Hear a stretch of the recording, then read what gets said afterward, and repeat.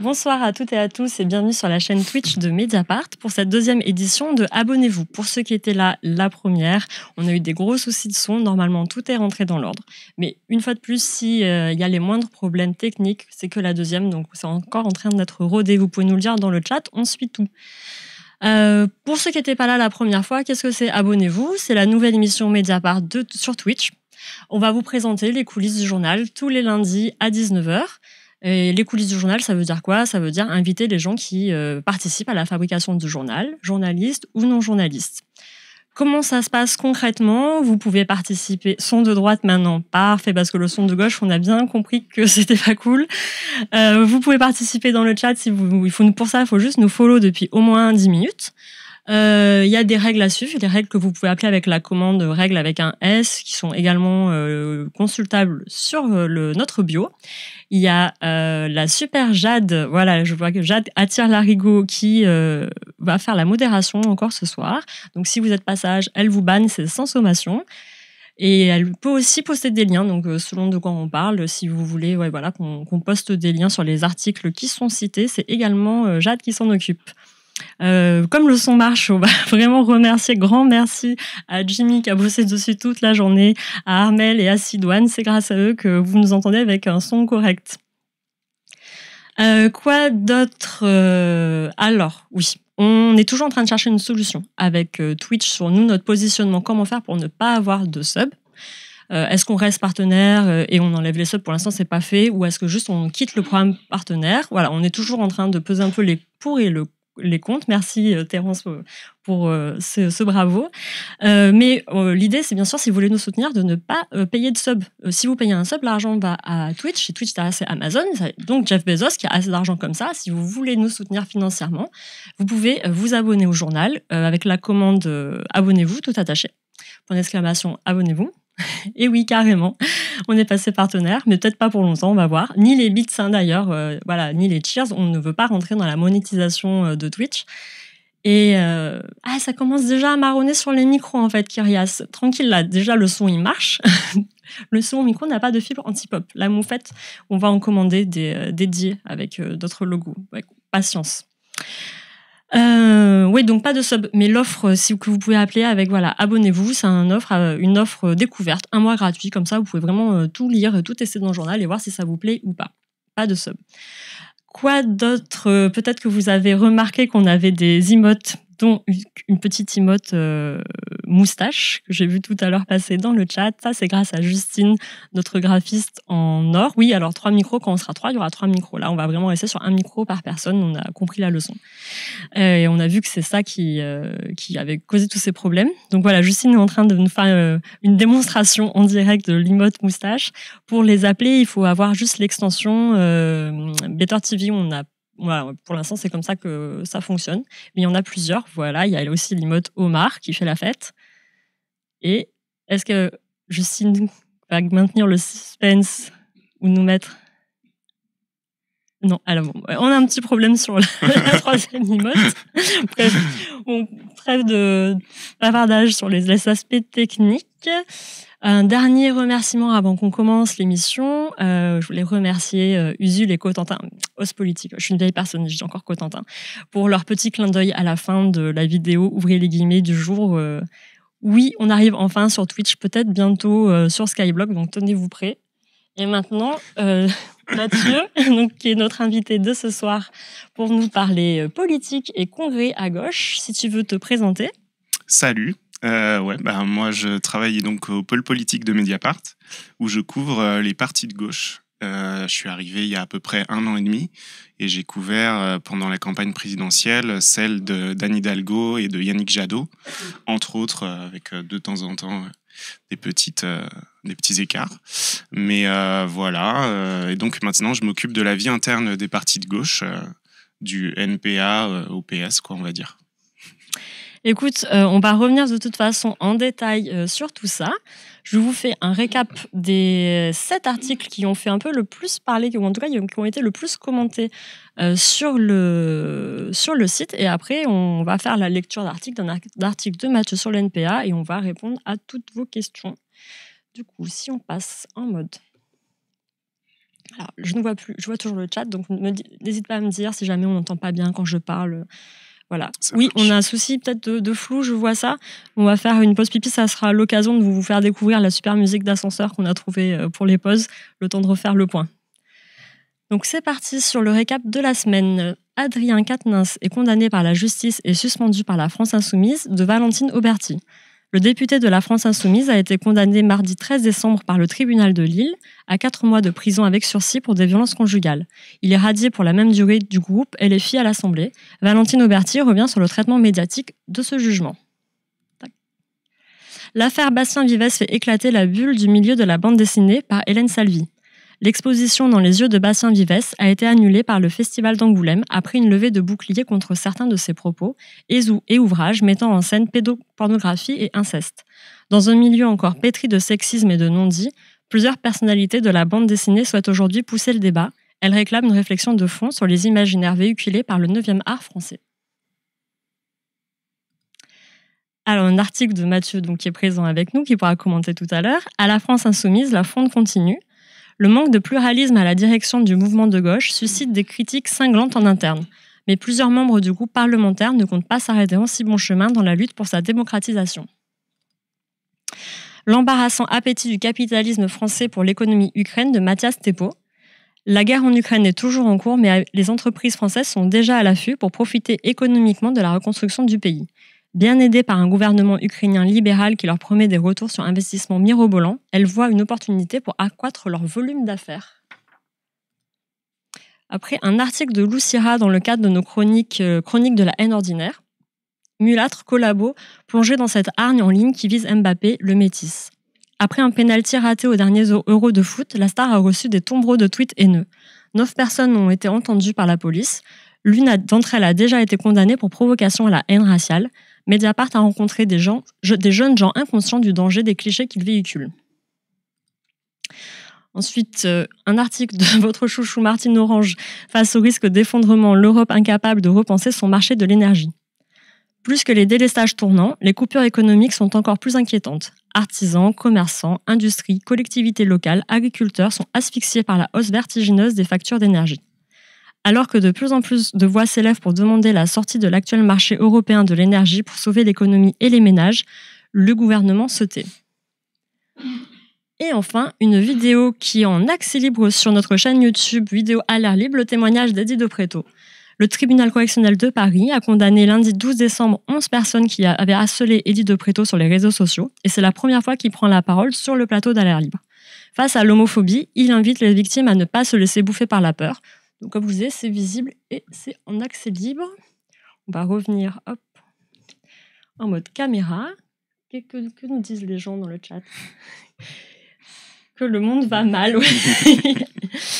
Oui, et on n'a pas besoin pour l'instant de prendre de Xanax, malgré les questions qu'on a eues dans ce sens la dernière fois. Tout va bien à Mediapart. Est-ce que Mathieu, tu veux en profiter pour un peu... m'expliquer pourquoi tu as choisi l'article que je vais lire sur le NPA avant que j'attaque la lecture. Voilà, pourquoi tu as choisi cet article qui s'appelle « À l'extrême gauche, le NPA s'est autodétruit ». Ouais, en fait, on est là pour parler notamment des congrès qui ont lieu à gauche en ce moment. Donc, c'est des moments qui arrivent de manière périodique dans la vie des partis et pendant lesquels ils décident de leur orientation politique pour les prochaines années. Et j'ai choisi de parler de celui-là d'une part parce que il y a eu le congrès d'Europe Écologie Les Verts et le congrès du NPA le même week-end il y a une semaine, donc pas ce week-end mais celui d'avant. Et donc ces deux congrès qui ont déjà eu lieu, celui des écolos était assez plié d'avance pour Marine Tondelier qui l'a emporté haut la main en faisant dès le premier tour 47%, donc il n'y avait vraiment pas de suspense. Et celui du NPA passait un peu plus inaperçu, mais il a été marqué par un éclatement du parti en 2 morceaux, une scission. Et ça me paraissait intéressant de revenir dessus parce que on n'en a pas tant parlé que ça. Et ça marque quand même la fin d'un cycle d'une certaine manière, vu que c'est un parti qui avait été fondé en 2009, qui a 13 ans. À l'époque, il revendiquait de flirter avec les 10 000 cartes. Et aujourd'hui, il en compte plus que 1500, 2000.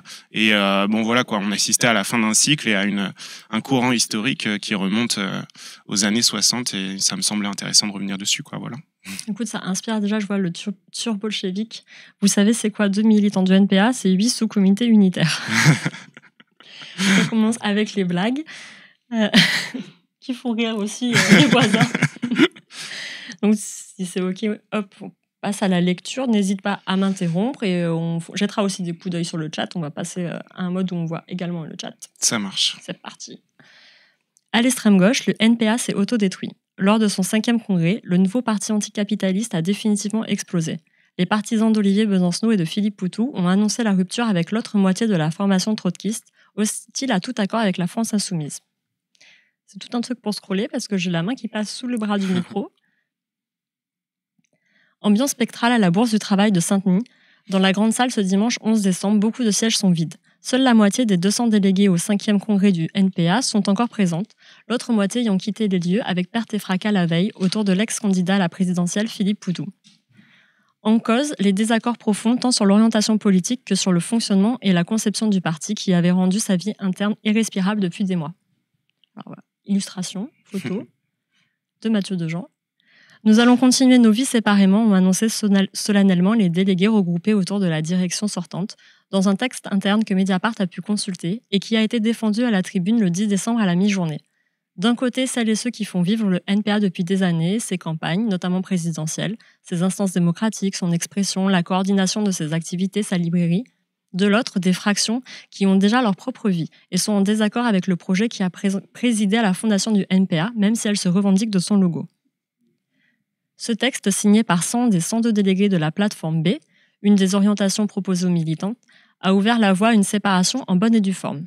Du coup, si on peut faire un premier petit point à ce moment-là, pour comprendre un peu dans quel contexte avait lieu ce congrès, il faut savoir que le premier jour, en fait, la veille du premier jour du congrès, Philippe Poutou est interviewé sur BFM TV assez tard dans la soirée et on lui pose une question à laquelle visiblement il s'attendait pas, mais sur vraiment la vie interne du NPA et le fait qu'il est sur le point de se fracturer en deux.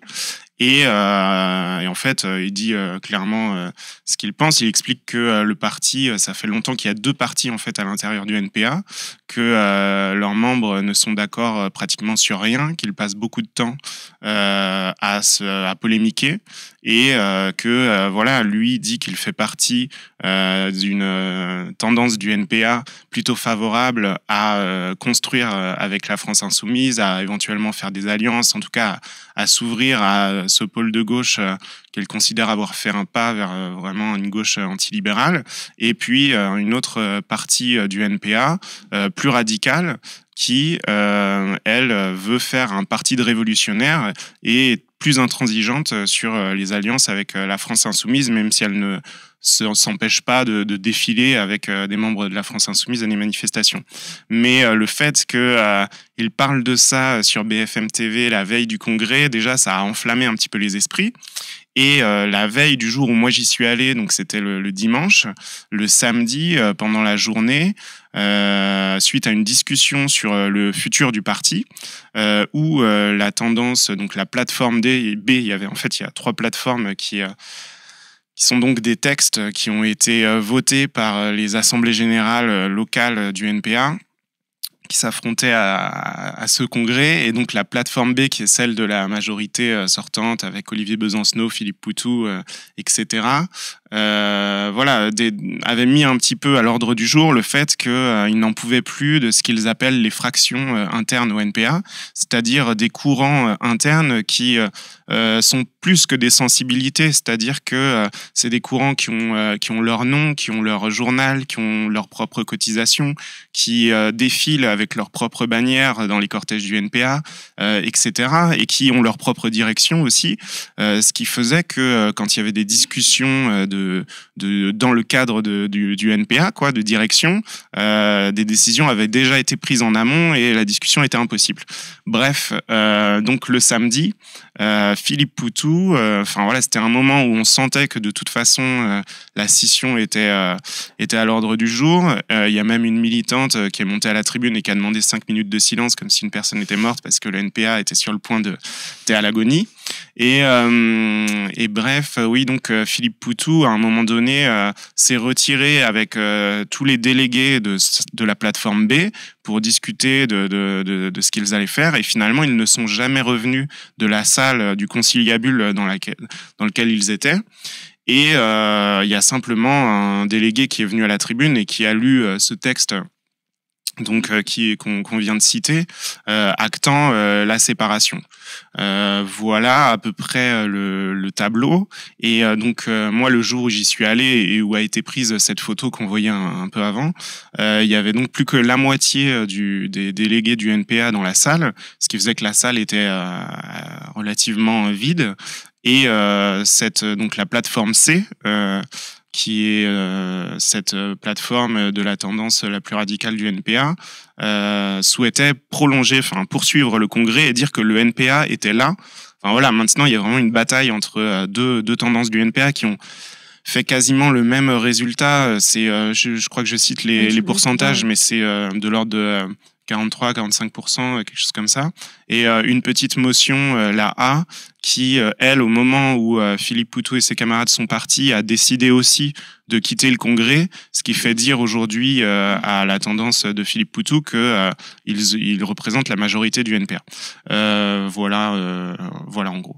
Bon, on peut continuer. On a déjà un peu des questions. Ouais.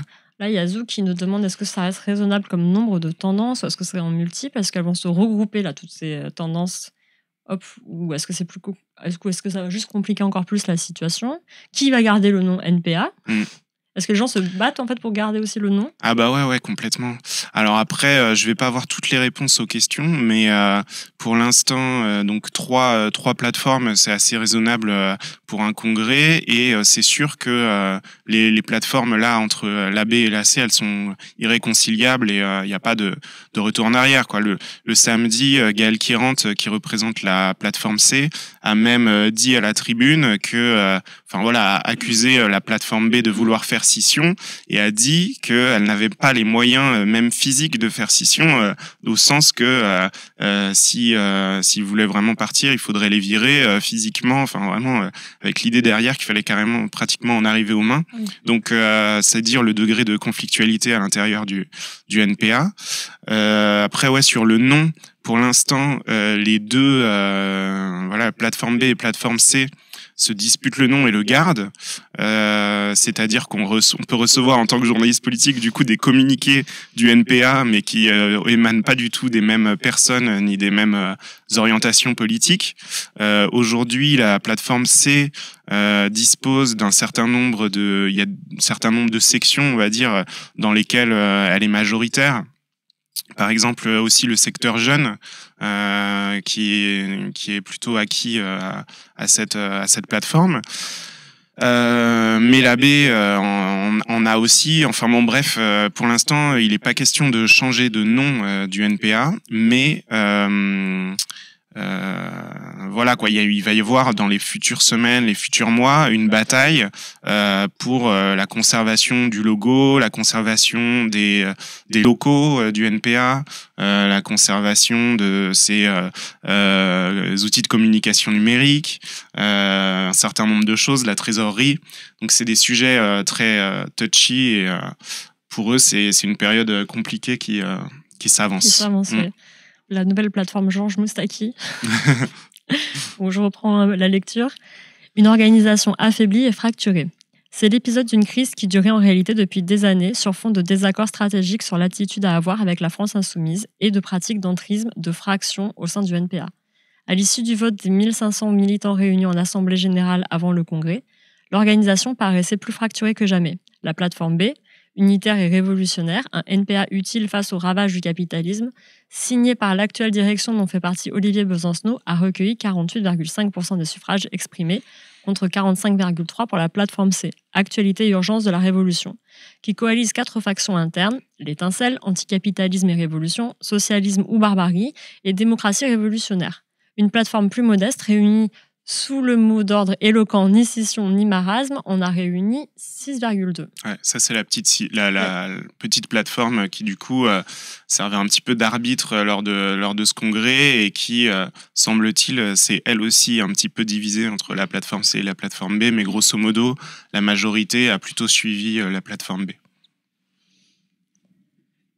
Le différend entre elles est bien sûr d'ordre politique. La plateforme B, soutenue par le noyau historique de la Ligue communiste révolutionnaire, LCR, fondée en 1966 et dissoute à la naissance du NPA en 2009, annonçait sa volonté de se rapprocher de LFI en utilisant la phraséologie du front unique, fidèle à l'héritage trotskiste de ce courant. Le centre de gravité de la gauche française s'est déplacé du social-libéralisme de Hollande à l'antilibéralisme de Mélenchon, écrivent ses signataires.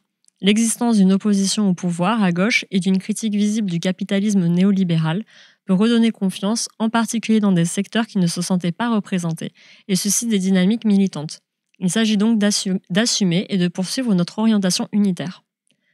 Dans cette optique, tout en se défendant de vouloir rejoindre LFI ou de se dissoudre dans la NUPS, ce courant affirme que des élus anticapitalistes seraient utiles aux luttes et aux mobilisations, ainsi qu'à la critique du fonctionnement et de la nature des institutions bourgeoises. Si je peux faire un petit commentaire là-dessus. Après, c'est pas vraiment des coulisses et tout, mais simplement sur la démarche de cette plateforme, elle est très liée en fait à l'histoire de la Ligue communiste révolutionnaire qui s'appelait Jeunesse communiste révolutionnaire et qui a été fondée en 66 et qui était un courant d'extrême gauche qui était assez ouvert en fait par rapport à d'autres courants gauchistes de cette époque qui étaient très dogmatiques, c'est-à-dire les maoïstes qui pouvaient réciter par cœur le petit livre rouge et les lambertistes qui étaient aussi très dogmatiques, ouvriéristes et qui d'ailleurs sont passés à côté de mai 68. La JCR a toujours été ouverte au mouvement de la société, à ce qui pouvait se passer, se revendiquait pas seulement de Trotsky mais aussi par exemple de Guevara, enfin voilà. Et donc finalement c'est une formation qui adapte son logiciel de pensée politique à la situation réelle et en l'occurrence fait l'analyse d'une part d'un déplacement du centre de gravité de la gauche un peu plus à gauche avec le score de la France insoumise à la présidentielle et la constitution de la NUPES sur cette orientation dite de rupture et d'autre part d'un danger de l'extrême droite très présent, de plus en plus urgent et donc qui s'ouvre à de potentielles alliances avec la France insoumise sans pour autant annoncer la dissolution du NPA dans la France insoumise ou dans la NUPES. Et donc c'est ça qui crispait en tout cas en interne. Et ça me paraît intéressant parce que la LCR par exemple historiquement s'est dissoute en 2009 pour participer à la création du NPA. Et l'idée, c'était donc de faire un parti anticapitaliste, pas seulement un parti de révolutionnaires, qui allait coaliser des altermondialistes, des militants anticapitalistes venus d'horizons différents, pas seulement, voilà, à l'époque, la LCR, c'était seulement 3500 militants, et avec les campagnes d'Olivier Besancenot de 2002 et 2007, ils avaient atteint un palier important, en nombre de militants et en puissance électorale. Et donc, tout ça pour dire que la LCR a vraiment joué le jeu du NPA. Après, c'était vraiment pensé aussi par ses protagonistes, mais a joué le jeu en se dissolvant dans le NPA et en espérant que ce parti allait pouvoir être une force montante de la gauche radicale. Or, voilà, en fait, ce à quoi on assiste 15 ans après, c'est l'échec de ce pari, puisque au fur et à mesure, les militants ne sont pas restés, sont partis et ne sont plus restés que des fractions, c'est-à-dire des courants déjà constitués avec leur propre idéologie, leurs propres journaux, etc. Et qui ont pas joué le jeu du collectif à l'intérieur. Avant de reprendre la lecture, j'ai vu que Jade avait plusieurs fois envoyé avec la commande NL Paul, c'est la newsletter politique, la newsletter du Paul, donc de Mathieu, qui part. C'est quel jour qu'elle part la vôtre ? Ce soir, le lundi. Le lundi soir, donc vous pouvez vous inscrire et recevoir gratuitement. Ouais. N'hésitez pas, elle est très riche. Chaque semaine, vous aurez un peu plus de politique avec un édito écrit par nos soins du pôle politique. Enfin, et pas seulement d'ailleurs, puisqu'il y a des passerelles avec d'autres pôles, le pôle écologie ou international, etc. Et puis, d'ailleurs, dans la livraison de cette semaine, il y a un petit décryptage qui concerne le congrès d'une autre organisation d'extrême gauche, Révolution Permanente, qui a eu lieu ce week-end. Voilà, il y a toujours aussi une petite partie vie des idées qui permet d'avoir un œil sur les publications, les nouveaux intellectuels qui pensent la politique aujourd'hui. Ouais, c'est vraiment un contenu enrichi, c'est pas juste un récap des articles qu'il y a eu dans la semaine. Il y a plusieurs encarts que vous pouvez retrouver que dans cette newsletter. C'est gratuit, ça vous permet à la fois de retrouver le best-of, entre guillemets, un peu des articles de la semaine en politique, et d'avoir en plus des décryptages, des éditos, l'avis des idées, enfin voilà. On reprend la lecture. Cette démarche unitaire et encline aux alliances électorales avec une gauche antilibérale était vivement critiquée par divers courants identitaires en interne, dont celui de Gaël Quirante, Anticapitalisme et Révolution, qui a pris la tête de la fronde. Aux dernières élections législatives, après le refus du NPA de rejoindre la NUPS, du fait de l'intégration du Parti socialiste dans son périmètre, le parti avait toutefois décidé de soutenir les candidatures de l'Union de la gauche et des écologistes, sauf celles issues du PS, voire d'anciens macronistes, comme dans la 2e circonscription de Lyon. De même, au régional de 2021, l'alliance avec LFI s'était faite dans plusieurs régions, Nouvelle-Aquitaine et Occitanie, suscitant des remous au sein du NPA. Juste pareil, là, pour faire un petit commentaire et voir à quel point la scission était vraiment en gestation et quasiment sûre à ce congrès. Pour les élections législatives, j'étais allé à des conférences de presse du NPA, donc sur sa position. D'une part, le NPA n'a pas rejoint la NUPS comme on le disait, quoi, parce que le fait que le PS ait rejoint l'accord, voilà, et puis bon, ils n'ont pas pu arriver à trouver un accord avec la France insoumise. En revanche, aux législatives, le NPA a décidé de soutenir la plupart des candidats, en tout cas ceux qu'ils estimaient être sur une ligne suffisamment radicale pour être en accord avec leur orientation. Et donc, ça excluait les candidats PS et d'anciens macronistes, comme c'était le cas dans la 2e circonscription de Lyon, où j'étais allé en reportage pour suivre la candidature de Raphaël Arnaud, porte-parole de la Jeune Garde, qui était candidat soutenu par le NPA contre le candidat de la NUPES. Et en fait, au cours de cette conférence de presse, les porte-paroles du NPA nous avaient expliqué que certains membres du NPA avaient décidé de faire des candidatures dans certaines circonscriptions contre la NUPES parce qu'ils n'acceptaient pas cet accord. Enfin, ça donnait des situations comme dans les Hauts-de-Seine, par exemple, où il y avait un candidat NPA non soutenu par la direction du NPA, mais qui faisait quand même campagne avec le logo, etc., et qui s'opposait à Elsa Fossillon, en l'occurrence, je crois, la députée communiste. Tu me dis ? Ouais, c'est tout. C'est contre ce rapprochement que les fractions du NPA réunies dans la plateforme C s'élèvent. Dans leur texte, elles analysent différemment la position dominante désormais occupée par LFI à gauche. Cette percée électorale de l'AFI et le rééquilibrage au sein de la gauche institutionnelle au profit de la LFI ne changent pas notre objectif fondamental qui est de construire des organisations indépendantes de la bourgeoisie, mais aussi de toutes les nuances de la gauche institutionnelle, dont l'AFI. Elles se défendent pour autant d'entrer dans une logique d'isolement en reprenant à leur compte la formule léniniste, c'est pas facile à dire, marcher séparément, frapper ensemble, considérant que des jonctions sont possibles avec LFI dans la rue. Un fonctionnement devenu impossible. La plupart de ces fractions privilégient cependant un rapprochement avec lutte ouvrière. L'étincelle est d'ailleurs issue d'une scission de LO en 2008, de même que Démocratie révolutionnaire qui avait rejoint la LCR à la fin des années 1990. S'il y a un front à faire, c'est avec toutes les forces d'extrême gauche de LO au CCR, courant communiste révolutionnaire. Défend ainsi Maurice Hamzaleh, retraité cheminot et militant à l'étincelle. Faire un pôle avec LO, ce serait un phare plus lumineux pour celles et ceux qui veulent donner une perspective révolutionnaire à leur colère, abonde son camarade Damien Scali. Là-dessus, pareil, c'est vraiment une sensibilité qu'on sentait venir de loin. Moi, j'ai le souvenir d'une manifestation à Place de la République. Je sais plus sur quel sujet, mais en tout cas, j'avais discuté un petit peu avec Victor Mendes, qui est membre du NPA, qui milite à la plateforme C. Et alors que tout le monde était quand même d'accord pour soutenir Philippe Poutou pour sa 3e campagne présidentielle, puisque c'était sa 3e en 2022, voilà, lui plaidait beaucoup pour une alliance avec Lutte ouvrière, quoi. On sentait que cette tendance du NPA était davantage attirée par l'optique de faire un pôle révolutionnaire, voilà, qui critique la gauche parlementaire, plutôt que une gauche qui regarderait avec plus d'attention ce qui se passe du côté de la France insoumise. Enfin voilà, juste pour dire. Terence 1124 qui te demande est-ce qu'on sait comment LO voit d'ailleurs toutes ces dissensions?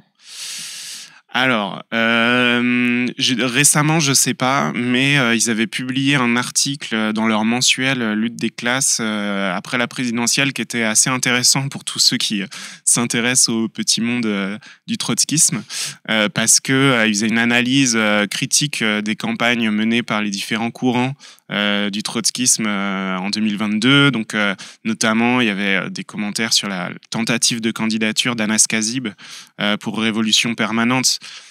Alors, c'est un peu compliqué, mais donc Révolution permanente, en fait, c'est le nom du média du CCR, le courant communiste révolutionnaire. Mais bon, dans les faits, on parle plutôt de Révolution permanente que du CCR. Personne ne connaît trop ce terme.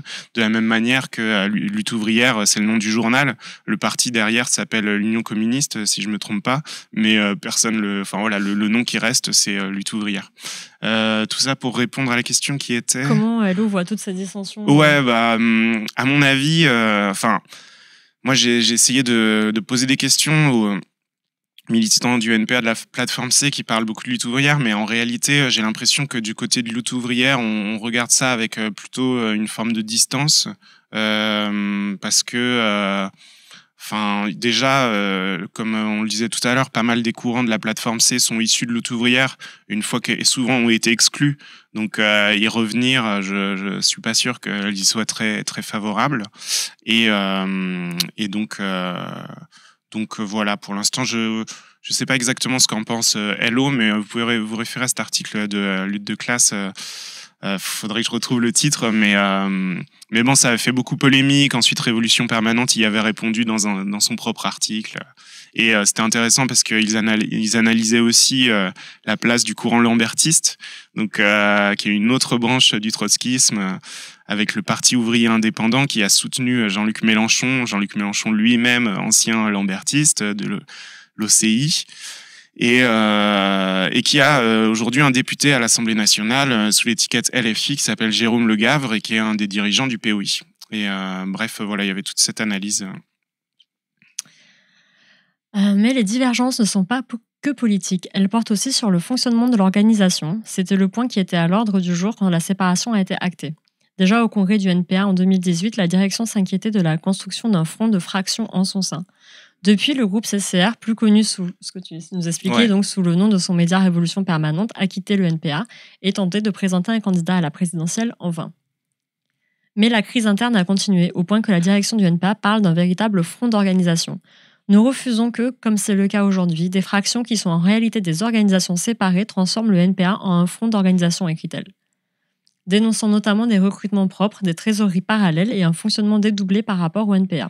Alors là, pareil, je me permets de t'interrompre, voilà, juste pour raconter que quand j'ai écrit cet article, dans la même journée, il s'est passé beaucoup de choses et vous pouvez imaginer qu'une scission pour un parti, c'est quand même assez catastrophique. Enfin, en tout cas, c'est un moment grave. Et on le sentait à la fois à la Bourse du Travail de Saint-Denis, où restait la plateforme C et où ils faisaient des petits conciliabules en se posant déjà des questions sur l'avenir, à savoir qui allait gérer quoi, qui allait pouvoir avoir le nom ou pas, organiser des conférences de presse, enfin voilà. Et dans la même journée, en fait, l'autre moitié du NPA organisait sa propre conférence de presse dans le local du NPA à Paris, c'est-à-dire à la librairie La Brèche, qui est la librairie historique de la LCR et du NPA, et dans le 12e arrondissement. Et alors, en fait, quand je suis arrivé là-bas, c'était vraiment pareil, une scène avec une fourmilière, quoi. Enfin, la librairie locale était remplie de personnes, voilà, des délégués montés avec leur sac à dos pour le week-end et tout, et qui se réunissaient en catastrophe pour décider de ce qu'ils allaient pouvoir faire. Et donc, il y a certaines citations que j'utilise là qui ont été données à ce moment-là. Il y avait Olivier Besancenot, Philippe Poutou et d'autres porte-paroles, Pauline Salingue et Christine Poupin du NPA qui étaient présents à ce moment-là. Un prétexte, estime Damien Scali, ex-porte-parole de Philippe Poutou pendant la présidentielle de 2022, désormais dans la plateforme C, qui dénonce l'irresponsabilité de la direction à casser un outil comme le NPA. Hier, aucun délégué n'avait pour mandat explicite de faire scission. Les militants du NPA n'ont pas eu à se prononcer dessus, fustige-t-il. Aux yeux de la direction, ces problèmes de fonctionnement ne sont cependant pas pour rien dans l'hémorragie militante du parti passé de 10 000 membres à sa fondation en 2009 à quelques 1500 aujourd'hui. Le départ de la gauche anticapitaliste qui avait rejoint le Front de gauche en 2012, témoignant déjà du champ magnétique exercé par le courant de Jean-Luc Mélenchon, n'était certes pas pour rien dans cet affaiblissement numérique. Ces militants avaient alors créé ensemble autour de Clémentine Autain. Le problème organisationnel n'a pas arrangé les choses. Le front d'organisation ne permet pas d'échanger, on s'éloignait de ce qu'on avait voulu faire depuis 2009, un parti unitaire et révolutionnaire, défend ainsi Philippe Poutou. Le NPA a fait le choix de ne pas devenir un front de tendance ni une secte politique. On n'a pas de rapport fétichiste aux partis politiques. On veut réaffirmer notre disponibilité unitaire, ajoute Olivier Besancenot, porte-parole du NPA. On avait besoin d'avoir un NPA fidèle à son histoire, radical sur le fond, mais accueillant, abonde Christine Poupin, une historique de la LCR qui espère renouer avec ce fil. S'ouvre désormais une période incertaine pendant laquelle les deux partis, qui affirment toutes deux vouloir continuer le NPA, vont se disputer la légitimité d'utiliser le nom du parti, ses réseaux sociaux, sa trésorerie ou encore ses locaux. Une commission de contact, vouée à discuter des modalités de cette séparation, pourrait se réunir dès le 12 décembre. La bagarre ne fait donc que commencer. Dimanche, les membres de la plateforme C disaient regretter l'émiettement de l'extrême gauche. Avec cette séparation et la fondation annoncée par Révolution Permanente d'une nouvelle organisation d'extrême gauche le week-end prochain, l'archipélisation d'un courant né il y a plus d'un demi-siècle se poursuit. Et du coup, pareil pour terminer là-dessus, c'est intéressant, comme il s'est passé une semaine et que le congrès de Révolution Permanente a eu lieu, on peut faire un petit point là-dessus. En fait, quelqu'un qui assiste à la scission du NPA et au discours de la plateforme C qui veut faire un parti de révolutionnaires, intransigeants, qui fait de l'intervention dans la lutte des classes, etc., on se dit en toute logique, puisque Révolution Permanente fait son propre congrès fondateur et qu'ils affichent la volonté de fédérer également dans leur camp, pourquoi cette plateforme du NPA ne rejoindrait pas Révolution Permanente ? Et en fait, c'est pas ce qui s'est passé parce qu'ils ont chacun leur propre agenda. En tout cas, la plateforme C est très attachée à continuer le NPA, à continuer de se revendiquer de ce parti, de ce logo, de son histoire. Et pour l'instant, n'a pas fait de pas en direction de Révolution Permanente, qui pourtant lui tendait la main. Enfin en tout cas dans certains communiqués que j'ai pu lire, et d'ailleurs observer avec intérêt ce qui se passait au congrès du NPA en se disant que potentiellement il allait y avoir du ruissellement militant, qui allait vers Révolution Permanente. C'est joliment dit, du ruissellement militant. Ouais. Je vous propose qu'on fasse une toute petite pause, juste le temps de régler notre mise au point, puisqu'on nous a dit qu'on était un peu flou. Mais vraiment une mini-pause de quelques minutes. À tout de suite.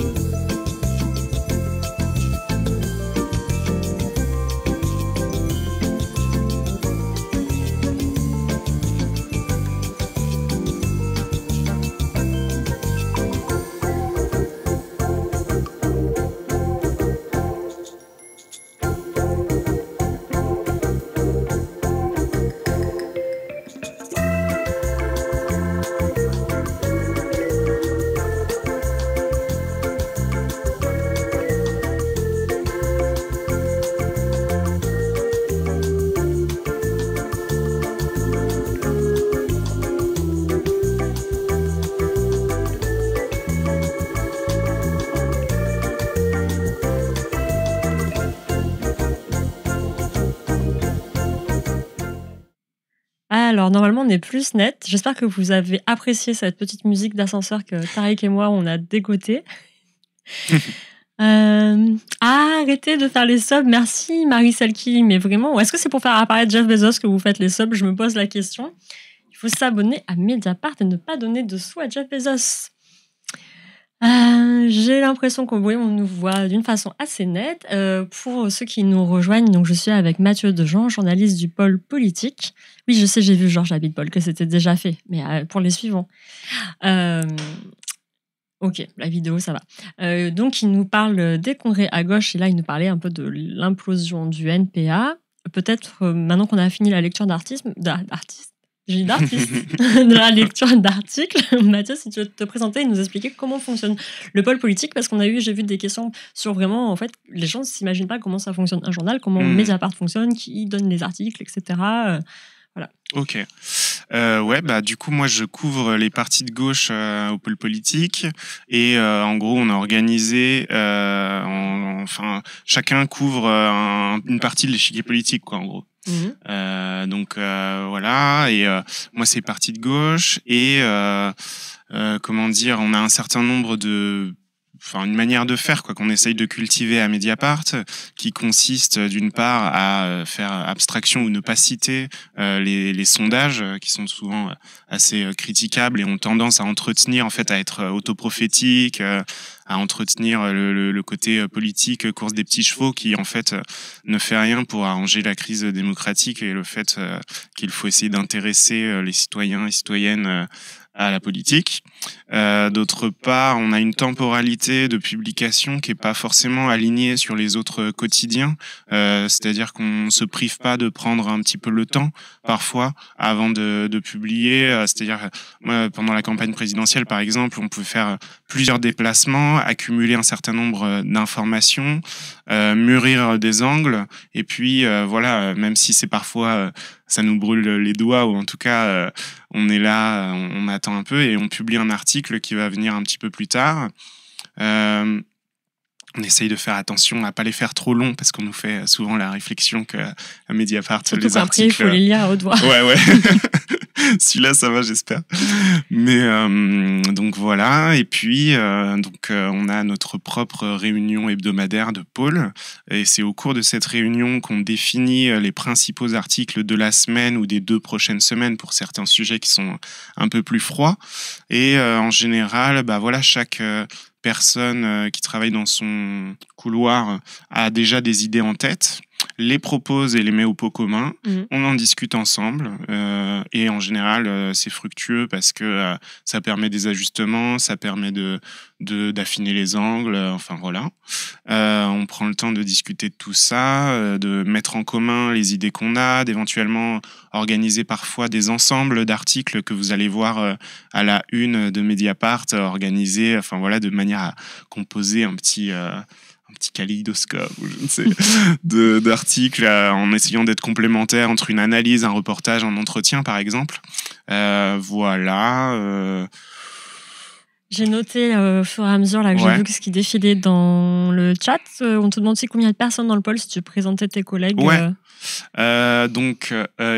y a Ilyes Ramdani qui couvre l'exécutif et puis qui a fait qui couvrait la droite auparavant, qui a couvert le Congrès des Républicains, avec Christophe Gueugnaud qui lui s'occupe plus particulièrement de l'extrême droite et de l'Assemblée nationale, avec Pauline Graul, ma collègue qui couvrait les gauches et que je remplace à ce poste et qui maintenant couvre l'Assemblée nationale, et en particulier en ayant un œil sur la NUPES. Et ensuite Fabien Escalona qui lui a un œil plus particulier sur le monde des idées, la vie des idées à gauche, l'international aussi, et Hélène Salvi, notre chef de pôle, la fin. Qui elle couvre donc plutôt pas mal de choses, et notamment la haute fonction publique désormais. Donc voilà pour la présentation du pôle politique. Il y a aussi un souhait dans les articles de respecter une certaine parité, non, dans les personnes que vous...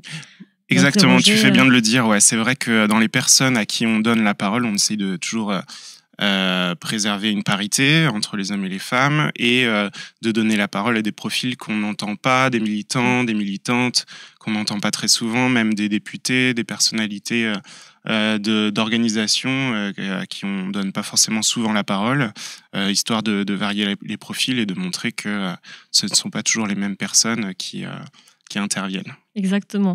Les questions, donc j'en ai noté, mais là je vois la dernière. Où est votre charmant collègue habituel, Tariq, j'imagine, c'est de lui dont vous parlez, Tariq Safaoui.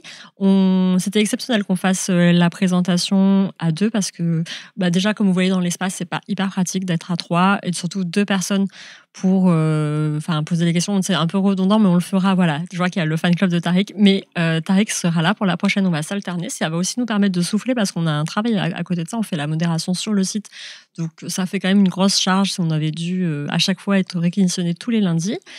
Mais pour des événements exceptionnels, nous ferons un live sans trop spoiler, peut-être en mars avec Edoui PNL où on sera tous les deux. Voilà, ça arrivera à nouveau. Pour répondre à la question sur est-ce que c'est Fabien Escalona qui avait écrit le dossier sur les figures oubliées à redécouvrir à gauche, il me semble que c'était à l'initiative de Romaric Godin, je crois aussi qui avait ouvert cette belle série avec, en majesté avec Rosa Luxembourg. Mais effectivement, Fabien Escalona y avait aussi beaucoup contribué. Il y avait aussi une question sur le FPL dont je ne me souviens plus, les tenants et les aboutissants. Je vais essayer de retrouver ma souris. Mais sur le FPL, peut-être que Jade, elle va vous mettre le lien vers le site du FPL. C'est encore le plus simple. Parce que c'est... Alors... J'aime pas cette Magic Mouse, là, elle m'agace. C'était une longue question. Voilà, c'était Landerneau. Ma première question sérieuse. En ces temps de difficultés financières, comment parvenez-vous à mobiliser... Ah, pour le FPL, ok. Oui, le principe, c'est que le FPL vient en aide à des journaux indépendants. Je ne sais pas si c'est pour les frais de justice, je ne vais pas dire de bêtises. Donc, du coup, si Jade, tu trouves le lien vers le site du FPL qui explique tout, c'est pas Mediapart qui lançons, c'est pas nous qui lançons les campagnes, en fait. Dedans, c'est vraiment, ça émane du FPL. Donc, voilà, ça sera plus simple. Si, ou alors, elle est d'une efficacité. On avait un peu la meilleure modo de Twitch. Voilà. Et j'avais noté aussi, oui, le festival, il y avait des reproches sur les gens qui posent des questions sur le fonctionnement, en mode vous le sauriez si vous veniez au festival. Le festival de Mediapart, c'est une fois par an, c'est au 104. Et en effet, il y a toutes les équipes qui sont présentes et vous pouvez venir poser toutes vos questions et voir un peu sur le fonctionnement. Mais l'idée de cette émission d'Abonnez-vous, c'est... il faut habiter Paris exactement. Alors que là, pour nous suivre sur Twitch, vous pouvez faire ça de n'importe où. Donc, même si le festival, je recommande, attention, c'est une très belle expérience, très sympa. Hein, t'as aimé ton premier festival ? Ouais. Mais voilà, c'est aussi l'idée de cette émission, vous montrer les coulisses, répondre à vos questions et que dans un cadre cosy. Non, il ne va pas avoir un octogone entre Edoui et Jean-Luc à côté en mousse. Tu veux nous faire un coucou ? Hélène Salut est timide ce soir. Il y aura un live où elle chantera pour vous, mais pas tout de suite. Ouais, c'est tout ce que j'avais dit. Ah oui, et pourquoi il y a des panneaux derrière sur l'anti-stream ? En fait, c'est parce qu'il avait remarqué les boîtes gauche et droite. On a voulu faire un petit clin d'œil. J'ai vu que vous aviez l'œil... En effet, Jean Massier, il y a de la bière, c'est vrai. Au festival de Mediapart, il y a de la bière le soir, hein, pas la journée, uniquement le soir dans un cadre festif.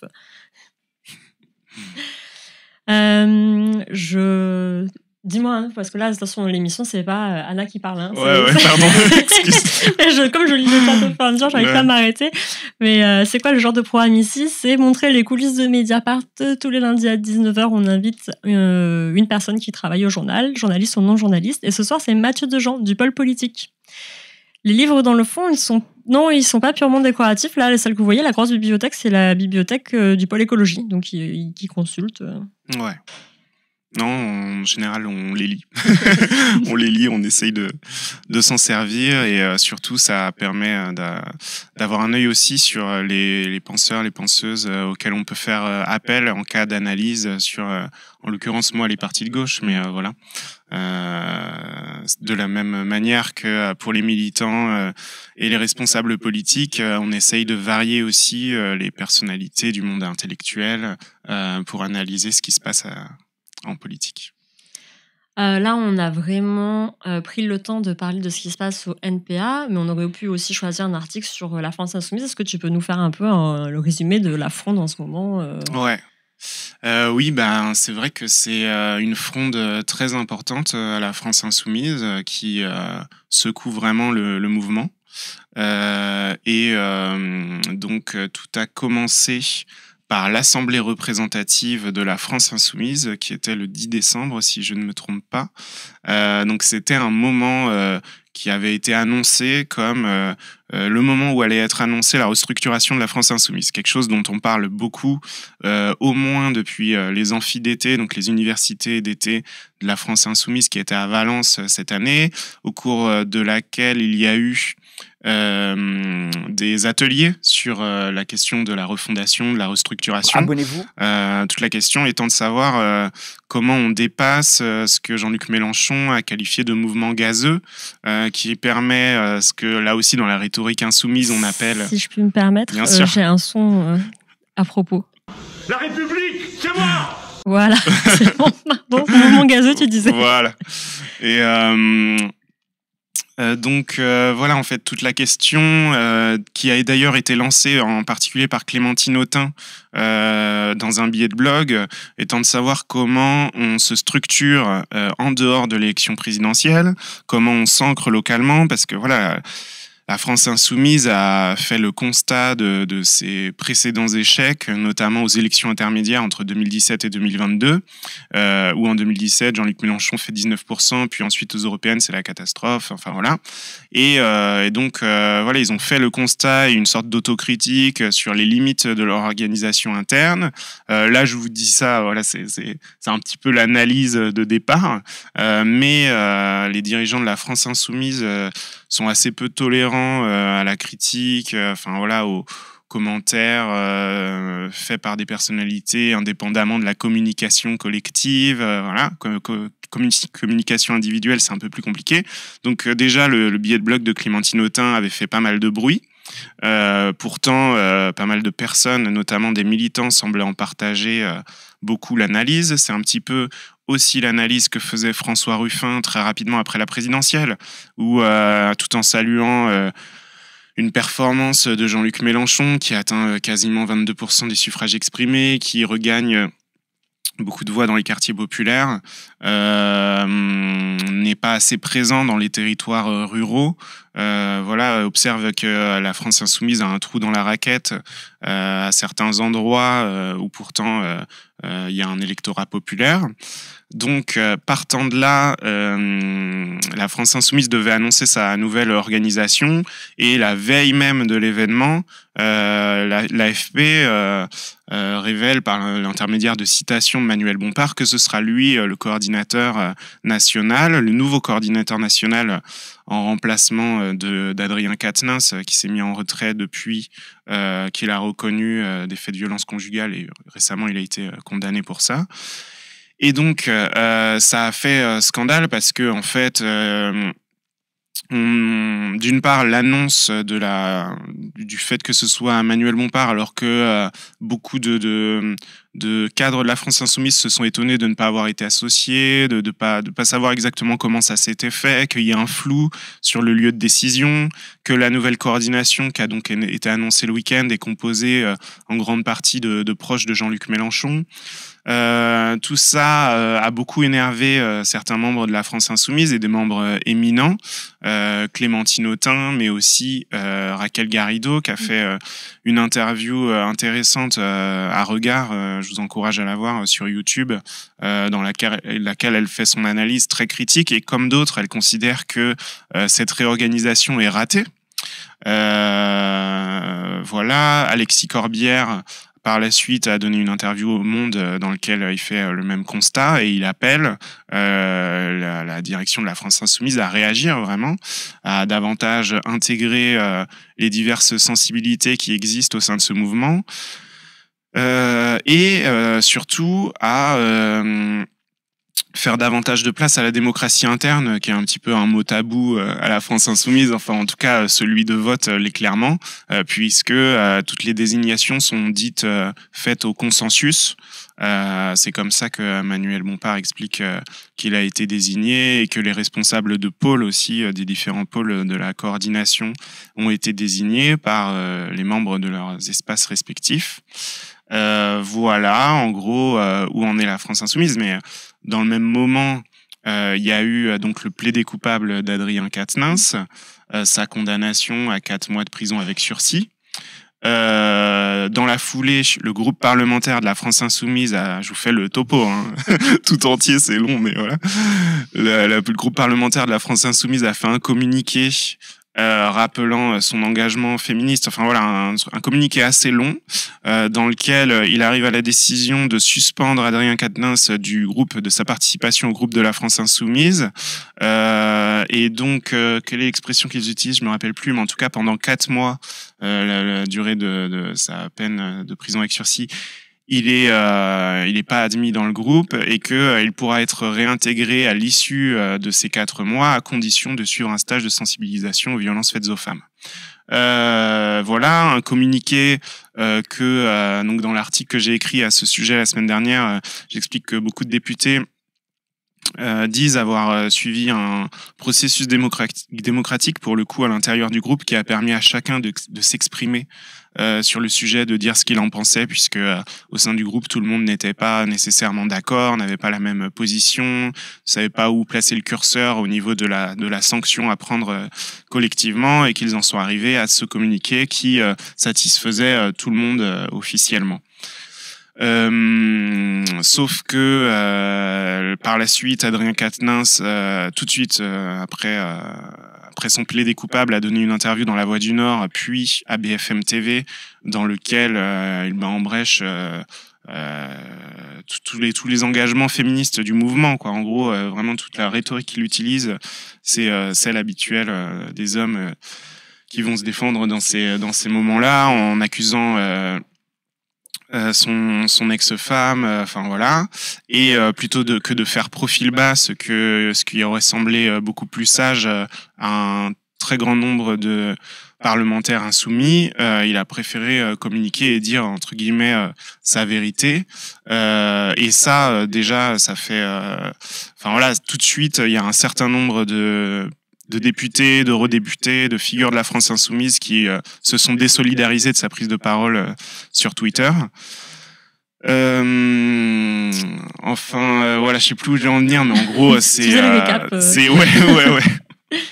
C'est en fait, on est toujours dans la suite de ça, parce que suite à cette prise de parole, maintenant, on en est au stade où non seulement des députés se désolidarisent, mais aussi des militants et des groupes d'action, notamment des jeunes insoumis.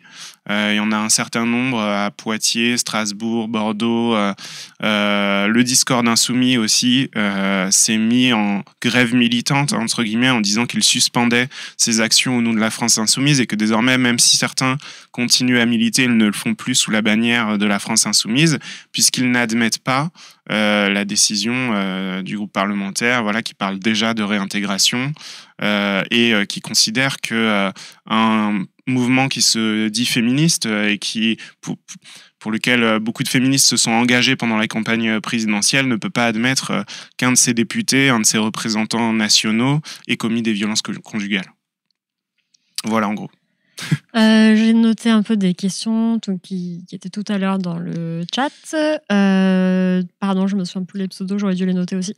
Sur les discussions, comment ça se passe, que les discussions au sein du pôle politique, est-ce que des fois il y a des réticences à publier des papiers sur la gauche? Ça, c'est quelque chose qu'on voit souvent dans les commentaires, mais peut-être qu'il faut rappeler la base. Seuls nos lecteurs peuvent nous acheter. Voilà. Donc, si tu veux détailler sur comment ça se passe quand vous n'êtes pas d'accord au sein du pôle-pôle. Je monte le pôle-pôle, mais il n'y a plus personne. Et oui, si des fois vous vous dites « Ah non, on ne va pas sortir ça parce que c'est sur telle partie de gauche et j'aime bien ce parti. » Franchement, j'ai l'impression que ça n'arrive pas, ce genre de truc où il y a une forme d'autocensure. En général, on en discute collectivement et d'évidence, on voit qu'il y a un intérêt public à couvrir telle situation. La question, c'est de savoir de quelle manière, en fait, avec qui, à quel moment. Mais en général, on se fait confiance, on s'apporte les uns aux autres et puis ça se passe bien, quoi. Il n'y a pas de gros de gros débats. Oui, puis comme tu dis, c'est l'intérêt public en fait qui décide. Bah de ouais, ce ouais, qu'on clairement. sort ou pas. L'important en tout cas, c'est d'essayer d'avoir un œil, pour ma part, sur tout ce qui se passe à gauche et de pas dévaloriser un parti par rapport à un autre, de pas surreprésenter une tendance par rapport à une autre. Enfin voilà, on essaye d'avoir une couverture complète, quoi. Il y a eu aussi des commentaires désobligeants qui te plaignaient de devoir lire des livres politiques en disant que ça n'avait pas l'air très intéressant. Est-ce que tu as des conseils de lecture de... Ah bah ouais, en général, je dirais, faut reconnaître que les livres écrits par des responsables politiques eux-mêmes sont pas toujours On a d'un mis intérêt derrière nous débordant. un petit florilège. Ouais. Mais néanmoins, ils permettent toujours de... en fait, voilà, quand on est journaliste politique, on peut pas se passer de les lire parce que ça permet vraiment de renseigner sur quels aspects de leur personnalité ils veulent mettre en avant, pour savoir dans quelle filiation ils s'inscrivent, savoir quels mots ils utilisent. Par exemple, le débat qui a eu lieu lors de la Fête de l'Humanité cette année, lancé par Fabien Roussel sur la gauche des allocations, on le retrouve pratiquement mot pour mot dans son livre Ma France, qu'il avait sorti au moment de la présidentielle, qui était sa profession de foi en quelque sorte, quoi. Donc voilà, c'est toujours intéressant pour avoir le profil des candidats en l'occurrence et candidates, mais même pour la suite en fait, puisque là on parle des congrès, il y a aussi le congrès du PCF en avril 2023 qui se prépare, et voilà, il faut savoir un petit peu d'où viennent les gens.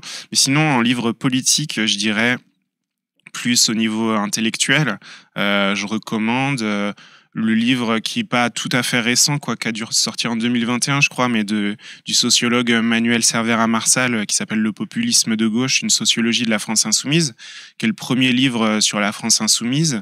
Et Fabien Escalona l'a interviewé il n'y a pas longtemps, justement, pour revenir sur la crise que traverse le mouvement. Et c'est un livre très intéressant et qui, en particulier aujourd'hui, éclaire sur un certain nombre de choses, en fait, parce que il a beau être sorti avant cette crise, le problème de démocratie interne à la France insoumise n'est pas nouveau, et on trouve un certain nombre de renseignements et de citations, parfois même en off, de cercles proches de Jean-Luc Mélenchon qui sont assez éclairants. Voilà. Je vois que vous parlez pas mal du fait que des fois des pubs se lancent quand on lance le stream. J'ai vu les messages de Liefan. En effet, c'est quelque chose qui nous dérange aussi. On a, en tant que partenaire, on peut cocher ou pas l'option pub. Donc nous, on l'a décoché pour pas que notre chaîne soit monétisée. Malgré tout, il y a quand même des pubs qui se lancent d'une façon aléatoire, que j'ai remarqué plus quand les gens sont sur l'appli Twitch que dans le navigateur.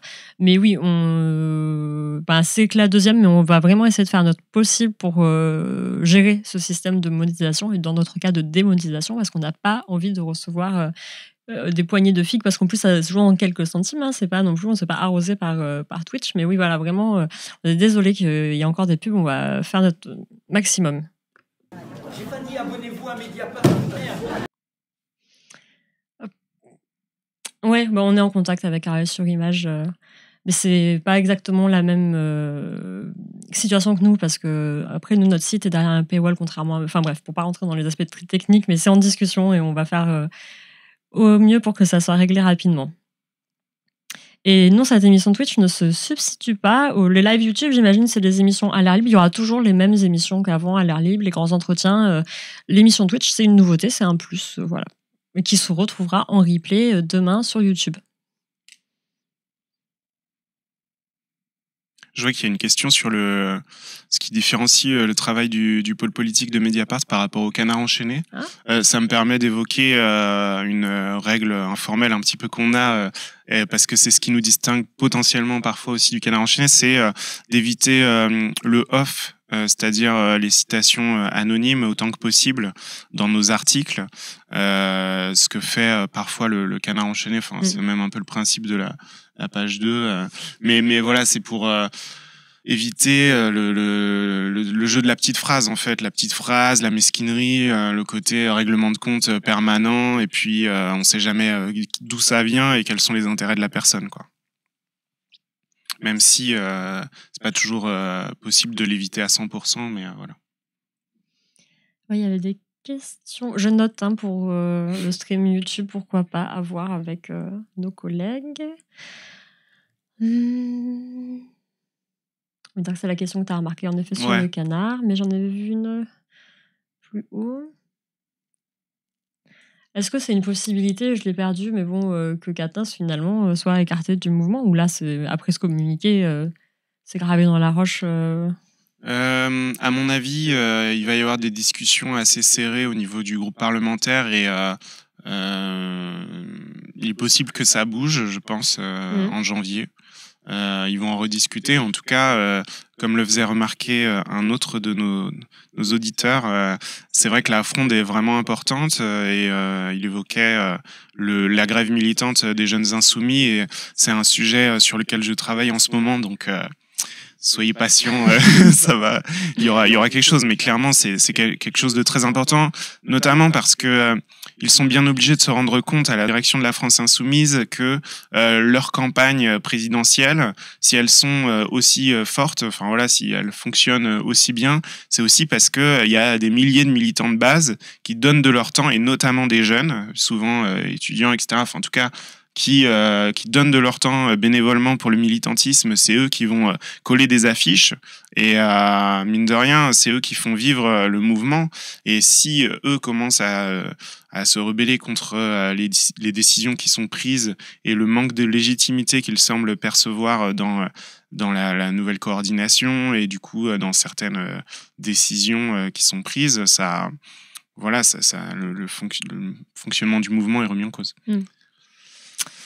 Il y a Ougla qui te demande c'est quoi ton parcours personnel, comment tu t'es retrouvé au Pôle de Mediapart? Alors, moi j'étais étudiant à Sciences Po Grenoble. J'ai fait un master de recherche en sciences sociales, mais j'ai décidé de pas me lancer dans une thèse car ça me paraissait hyper long et compliqué. Enfin voilà, en tout cas, j'avais déjà fait un stage dans le journalisme à Regard qui m'avait beaucoup plu. J'avais donc cette première expérience et j'avais commencé à faire des piges pour ce journal et en fait j'adorais ça et notamment la politique quoi déjà à ce moment-là et donc après mes études j'ai fait un stage aux Inrock où j'ai commencé à travailler par la suite pendant 6 ans et demi à peu près 7 ans au service société qui était voilà les Inrock c'est un magazine culturel mais qui s'était ouvert à la société à la politique et donc au sein duquel j'ai notamment couvert la campagne de 2017, celle de Benoît Hamon, de la France Insoumise, voilà. Et puis, j'ai voulu partir et puis j'avais très envie de travailler à Mediapart et j'ai candidaté au poste de la gauche quoi pour couvrir la gauche à Mediapart et puis au terme de plusieurs entretiens j'ai eu la joie de découvrir que c'était bon, j'y croyais pas et je suis toujours hyper content d'être là, voilà. Beaucoup d'entretiens pour rentrer. Ouais. Il y a Vincent Kakerou qui demande avez-vous déjà eu des politiques tentant de faire ami-ami avec vous pour essayer de se servir de vous? Perso, je serais politique, j'y penserais. Oh, c'est Machiavel en fait, Vincent. T'as des tentatives de corruption, ils essayent des fois de faire on est potes et... Ben ouais, comment dire, j'ai l'impression qu'il y a toujours une règle tacite de pas aller trop loin dans ce domaine-là, quoi. En fait, ils savent très bien à Mediapart que on n'est pas achetable à part par nos lecteurs. Alors attends, ça faisait longtemps qu'on l'avait pas mis. Seuls nos lecteurs peuvent nous acheter. Et du coup, voilà, même si on peut avoir de bonnes relations, toujours, enfin voilà, il y a le jour où il y a un truc d'intérêt public à révéler, on n'hésitera pas, quoi. Ah, il y a l'Anti-Stream qui nous a rejoint. Est-ce qu'il va voir la petite dédicace qu'on a cachée dans le décor? Et oui, on offre des homards. J'ai une intolérance aux crustacés, aux fruits de mer. J'arrive, attends, je suis où dans le bas du chat? Tac. Voilà.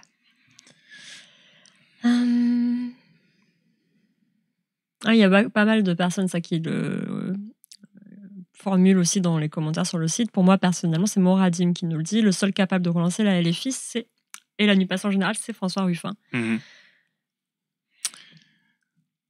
C'est vrai qu'en tout cas, il fait partie des personnalités qui incarnent une sensibilité très claire à la France insoumise et puis qui bénéficie d'une certaine notoriété, d'une popularité. Et c'est quelqu'un aussi qui a la particularité d'avoir un ancrage territorial en Picardie, du coup c'est une critique d'ailleurs qui a été adressée à la nouvelle coordination de la France Insoumise. C'est sur 21 personnes, le nombre de députés d'Île-de-France est impressionnant. Déjà, il y a beaucoup de députés, ce qui revient à ce qu'on disait tout à l'heure sur l'absence parfois des militants de base ou l'existence du mouvement indépendamment de l'Assemblée nationale ou du Parlement européen. Mais en plus, beaucoup d'entre eux sont parisiens ou viennent d'Île-de-France. Et donc, en termes de représentativité, ils auraient pu faire un effort, d'autant plus que la réflexion qui était censée avoir été engagée à la France Insoumise, c'était celle de regagner les territoires ruraux, de se réimplanter dans les départements, puisqu'ils ont quand même lancé une campagne d'achat de locaux dans les départements où ils n'ont pas de députés. Donc, ils sont vraiment dans une stratégie à la fois d'implantation et de lutte contre le Rassemblement national. Toujours est-il que voilà, François Ruffin a la particularité d'avoir ce profil et de parler de parler un peu plus de ces zones-là, ce qui revient aussi à l'importance de varier les personnalités auxquelles on donne la parole et les personnalités du coup qui représentent les mouvements politiques à l'échelle nationale. D'ailleurs, dans une interview récente que j'ai faite de Marine Tondelier, la nouvelle secrétaire nationale d'Europe Écologie Les Verts, qui a été élue il y a le 10 décembre là, avec un score triomphal de 90%. En gros, elle dit qu'elle aussi, elle vient d'Hénin-Beaumont, dans le Pas-de-Calais, et en fait, ils se retrouvent sur un certain nombre de sujets malgré leurs appartenances politiques différentes, et que c'était important en fait d'avoir ces incarnations différentes pour s'adresser à une partie de l'électorat qui boudait et qui boude encore la gauche, et les écologistes. Clémentine Autain semble assez légitime aussi. Tout à fait. Je vois que dans le chat, plusieurs personnes la mentionnent. Ouais. Pour voilà, oui, l'anti-stream, pardon, parce qu'après on a fait un zoom et une mise au point, donc la dédicace a sauté. Je vous la remontrerai à la fin du stream, je la disais, parce que c'est dans le décor que je me lève et tout là. Quoi d'autre dans le chat d'intéressant? Après, je sais pas, on a parlé LFI, NPA. Est-ce que tu veux nous faire aussi peut-être le récap des autres congrès où tu es allé? Parce qu'on a dit des congrès en cascade. Ouais, c'est clair. Là, franchement, déjà le fin d'année chargée avec tous ces congrès, mais l'année prochaine ce sera pareil, puisqu'il y aura d'une part le congrès du PS fin janvier et celui du PCF en avril à Marseille tous les deux. Et sur le PCF, j'ai fait déjà un article qui raconte un conseil national qui s'est tenu récemment, au cours duquel le congrès a été lancé, puisque les conseillers nationaux ont voté sur le texte de base du congrès, c'est-à-dire le texte proposé par la direction actuelle aux amendements des militants et des militantes en vue du congrès. Or, il y a eu un vote sur ce texte qui a été moins majoritaire que ce qu'il pensait. Dans mes souvenirs, c'est 57% des conseillers nationaux qui ont voté en faveur de ce texte de base, alors qu'au PCF, en général, les résultats sont plus majoritaires encore, puisqu'il y a une culture du loyalisme vis-à-vis de la direction. Et évidemment, tout ça rejoint le débat qu'il y a sur la ligne Roussel, sur Fabien Roussel, secrétaire national. La saucisse. Ouais. qui a été élu à la tête du parti en 2018 lors du 38e congrès, à l'issue d'un congrès historique du PC, puisque pour la première fois, la direction sortante a été renversée. Et donc, toute la question étant de savoir si, à l'intérieur du PCF, compte tenu des résultats électoraux obtenus par le Parti communiste français depuis cette date, aux européennes, où ils ont fait 2 et quelques %, je crois, et du coup, ils ont plus de députés au Parlement européen. Le résultat à la présidentielle, qui n'est pas plus reluisant. On continue sur cette ligne, qui est une ligne qui prétend faire briller de nouveau l'identité communiste. Or, une partie du Parti communiste, une partie des communistes considèrent qu'au contraire, on s'éloigne de leur identité, qui a souvent été dans l'histoire celle du rassemblement de la gauche aussi. Donc il y a un débat plus tendu que ce à quoi on pouvait s'attendre au sein de des instances dirigeantes du PC. Et donc dans l'article, je raconte que là aussi il y a une sorte de fronde interne, même si elle est toujours plus policée au PC, mais il y aura sûrement des textes alternatifs qui vont être présentés. Quant au Parti socialiste, Que passo, que passa. c'est clair. Alors en fait, faut savoir qu'évidemment, dans tous ces congrès, la gauche se pose la question de la NUPES, de ce qui s'est passé, et donc pour les directions actuelles qui se sont engagées dans ce processus, c'est l'épreuve du feu, c'est de voir si les militantes sont satisfaits de ce choix-là ou pas. Et en l'occurrence, au Parti socialiste, Olivier Faure fait partie pleinement de l'attelage de la nouvelle Union populaire écologique et sociale, disons-le en entier. Et Olivier Faure, voilà, assume complètement d'avoir rejoint cette coalition pour les législatives et de la faire vivre au-delà, que ce soit à la marche contre la vie chère ou à d'autres occasions.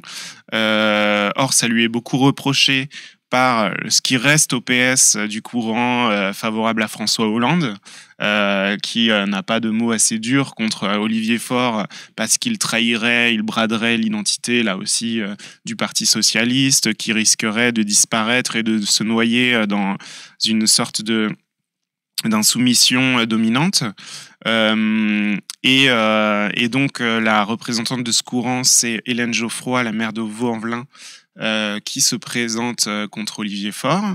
Et la troisième candidature, c'est celle de Nicolas Maillard-Rossignol, qui est le maire de Rouen, une candidature dite de la troisième voie, qui, là aussi, cultive une sorte de critique de l'alliance, et sans pour autant aller aussi loin que Hélène Geoffroy. Mais bon, voilà, en tout cas, Olivier Faure a fort à faire.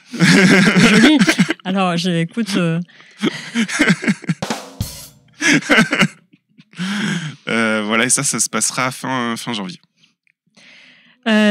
Mini pause pour remercier Vivi Sushi qui s'est abonnée à Mediapart. Abonnez-vous. Donc Vivi Sushi, je ne sais pas si homme ou femme, enfin elle a maintenant accès à Mediapart pendant 1 mois grâce à l'offre découverte, 1 mois gratuit. Et voilà, c'est vraiment ça qu'il faut faire. Pas les subs, l'abonnement.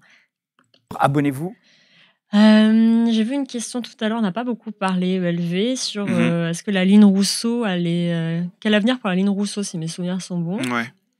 C'est vrai que c'est intéressant. Ce congrès donc des écologistes vient d'avoir lieu, et il s'est polarisé un petit peu sur cette question, quoi. En fait, il y avait Marine Tondelier qui était la candidate qui s'inscrivait dans la continuité de la précédente direction, donc qui présentait une motion que les écologistes eux-mêmes disent mainstream, qui va tâcher de nouveau, puisque c'était déjà l'objectif que s'était fixé Julien Bayou, de dépasser le parti et Europe Écologie Les Verts. Et dans l'interview qu'elle nous a accordée, elle explique sa démarche, le fait qu'elle va organiser des états généraux de l'écologie en janvier, qu'ils vont essayer vraiment d'ailleurs de s'appeler les écologistes et non plus Europe Écologie Les Verts, et de fédérer un maximum de personnes qui se reconnaissent dans l'écologie, mais pas forcément dans le parti politique Europe Écologie Les Verts.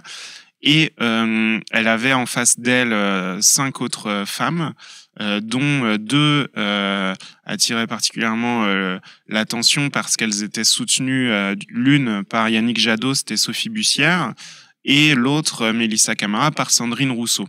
Mélissa Camara avait fusionné l'aile gauche du parti avec les troupes de Sandrine Rousseau, qui se revendique de l'écoféminisme. Et finalement, son score au premier tour, en dessous de 15%, a montré que Sandrine Rousseau, qui est très présente médiatiquement, à l'intérieur du parti, représente pas autant que ce à quoi on pouvait s'attendre. Mais en fait, parce que beaucoup de gens comparaient le résultat de la primaire des écologistes, où elle était arrivée au 2e tour, elle avait failli battre Yannick Jadot, avec le congrès des écolos, mais c'est pas pareil, puisque le corps électoral est différent. À la primaire, c'était un public de sympathisants auquel des non-adhérents pouvaient participer. et où elle a effectivement été portée par une vague de sympathie. Mais au Congrès des écolos, c'était différent, d'autant plus qu'ils se sont tellement chamaillés ces dernières années sur ces questions-là. Il y a eu tellement de querelles de personnes assez dures que, en tout cas, la réaction des militants était de vouloir sortir de ce face-à-face et d'élire Marine Tondelier. Quant à l'avenir du courant de Sandrine Rousseau, c'est vrai que la question peut se poser parce qu'il y a des militantes féministes d'ELV qui parlent depuis un moment, qui s'interrogent sur l'opportunité ou pas de sortir de ELV pour fonder un mouvement écoféministe, pour exister en dehors. Mais bon, je ne sais pas où en sont leurs discussions pour l'instant. Évidemment, c'est pas du tout acté.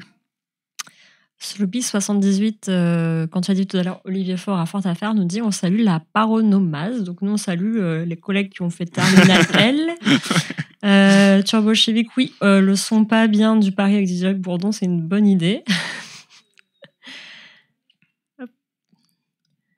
Alors on est où là? Nicotine70 qui me dit déjà depuis 2 fois bonne nuit, mais oui, à moins que me manque une ref. Des nouvelles de Delphine Bateau. Qu'est-ce qu'elle devient, Delphine Bateau? C'est vrai qu'elle est très discrète ces derniers temps. Donc ouais, elle n'était pas chez ELV, mais dans un petit parti qui s'appelle Génération Écologie, si je ne m'abuse. Et elle est élue députée dans le groupe écologiste à l'Assemblée nationale, bien sûr. Pour autant, c'est vrai qu'elle fait partie des personnes les plus critiques chez les écologistes vis-à-vis de la NUPES. Et qui est assez sur ses gardes vis-à-vis de toute dissolution, enfin en tout cas alliance avec les insoumis, quoi. Voilà, mais c'est vrai que c'est pas celle qui se fait le plus remarquer dans le groupe écolo. Une question aussi, comment vous faites pour avoir des offs en politique? Oui. Les gens viennent vers toi ou alors c'est toi qui les contactes? Comment tu procèdes dans ces cas-là? Ouais, c'est toujours nous qui sollicitons. Après, avoir du off n'est pas un objectif en soi, hein. Comme je disais tout à l'heure, on essaye d'éviter. On essaye d'éviter autant que possible d'avoir ce que vous appelez du off, c'est-à-dire des propos qu'on va citer anonymement dans l'article. L'objectif pour nous, c'est d'avoir des propos assumés où on peut citer la personne. Et donc, après, si vous appelez off, avoir des informations sur ce qui se passe en interne sans forcément avoir à citer les gens, ça c'est aussi hyper important pour nous, hein, c'est notre matière première, indépendamment des citations qui évidemment servent aussi. En général, c'est une histoire de relation de confiance. C'est vrai que quand on a l'avantage de travailler à Mediapart, en général, notamment à gauche, les politiques savent que les articles sont beaucoup lus et que, je pense qu'ils sont plutôt preneurs d'une couverture de notre part et donc voilà, c'est beaucoup d'appels, hein. On passe beaucoup de temps au téléphone. Tu t'infiltres pas comme envoyé spécial, tu fais pas comme Élise Lucet, tu t'infiltres pas Non, alors après évidemment ça passe aussi par aller se rendre à tous les événements militants importants, que ce soit les universités d'été, les congrès des partis, les meetings, être présent sur le terrain, montrer qu'on est là, faire connaissance. Ça permet de nouer de se faire reconnaître, quoi, et puis et de nouer un lien de confiance. Ou pas. Peut-être la question d'Ozymandias, c'est pas facile à dire comme pseudo. Que pensez-vous des autres journalistes politiques jugés plus courtisans comme Gisbert, par exemple? Est-ce qu'on a des avis sur les autres collègues J'avais oublié Gisbert. Qu'est-ce qu'il devient? Non, mais lui, il a dépassé le stade du journaliste politique, quoi. C'est vraiment l'éditorialiste. Enfin, en l'occurrence, ce qu'on appelle l'éditocratie, quoi, ceux qui sont invités à commenter l'actualité politique sur les chaînes d'information continue en règle générale, qui ont beaucoup de temps d'antenne, donc beaucoup de temps de parole, donc qui font appel à des personnes disponibles, voilà, et qui sont souvent des personnes assez âgées, qui travaillent dans le journalisme depuis longtemps, puis qui en fait sont plus trop en contact avec le terrain. Bah, ça nous fait plutôt du tort, quoi. Clairement, malheureusement, quand vous n'êtes pas sans savoir que être journaliste et puis en particulier en politique, c'est pas toujours facile à porter, quoi. Qu'il y a une défiance, notamment au niveau des militants et des gens.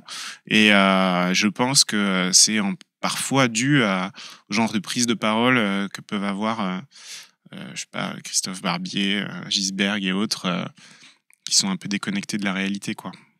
Oui, mais voilà, qui, comme tu disais, sont pas journalistes politiques, c'est des éditorialistes, c'est autre chose encore. Brassica 77, le récent soutien de Madame Balkany, ça a été accueilli comment chez Mediapart? Moi, je me suis dit, la prochaine étape, en fait, c'est qu'il va pleuvoir des sauterelles, et après, c'est la version d'épaule. Enfin, je sais pas ce que t'en penses, mais c'est un peu un signe de l'apocalypse à venir. C'était inopiné. Lunaire. Mais ça nous On en a rigolé. Ah oui, ça nous a fait notre journée. Hein. Ouais. Peut-être pas la journée. Bien 10 minutes de rigolade. Une question de Valka, je repose ma question. Que pensez-vous de l'absence totale de la question sanitaire et du validisme dans toute la gauche? Alors, le validisme, je sais pas. La question sanitaire, j'imagine le Covid. Après, c'est pas vraiment les questions que tu traites, toi. Ouais, j'avoue n'être pas hyper compétent dans ce domaine-là.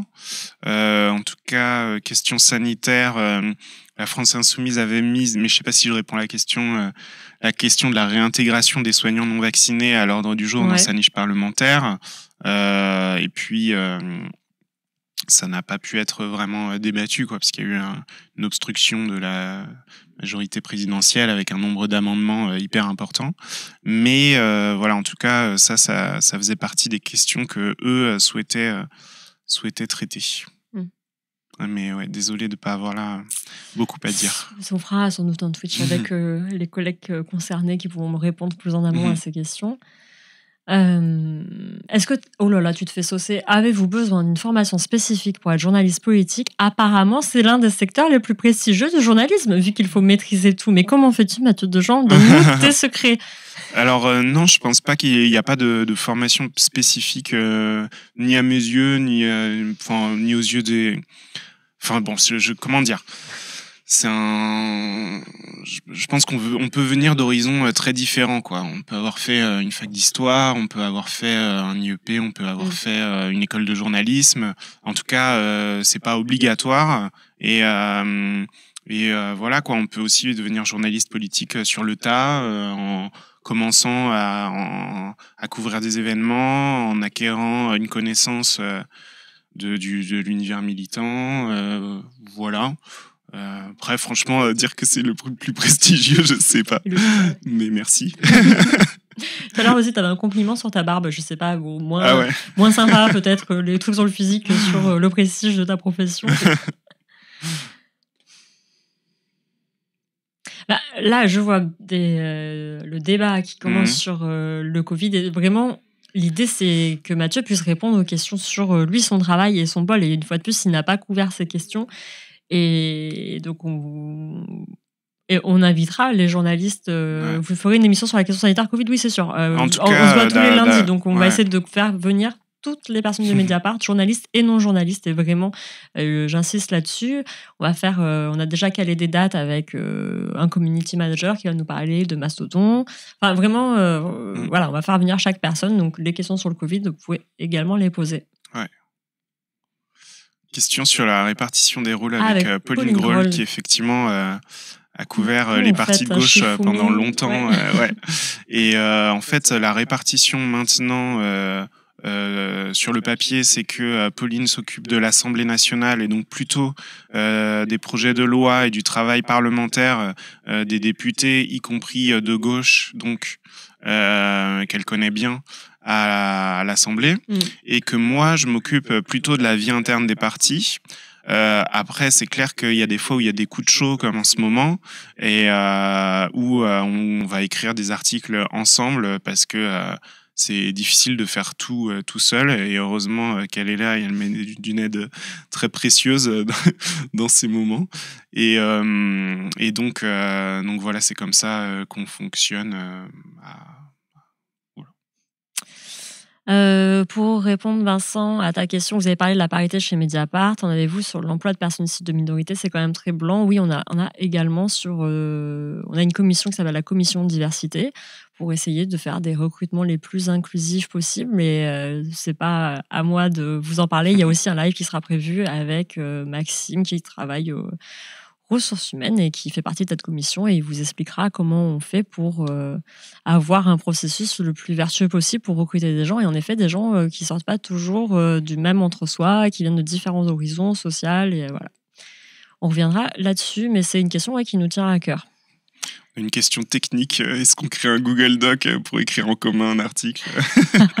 Mais ouais, c'est vrai qu'on utilise ça comme ça permet d'avoir une visibilité sur ce que chacun fait, de mettre en commun à la fois toutes les citations qu'on peut avoir, et puis c'est exactement comme ça qu'on marche, quoi. Le live avec Edoui, oui, il y en aura un au mois de mars pour les 15 ans de Mediapart, et avec Edoui de Préto, non, c'est pas prévu. On a un collègue qui nous a fait un magnifique montage. Edoui de Pesto aussi, mais c'est pas prévu non plus.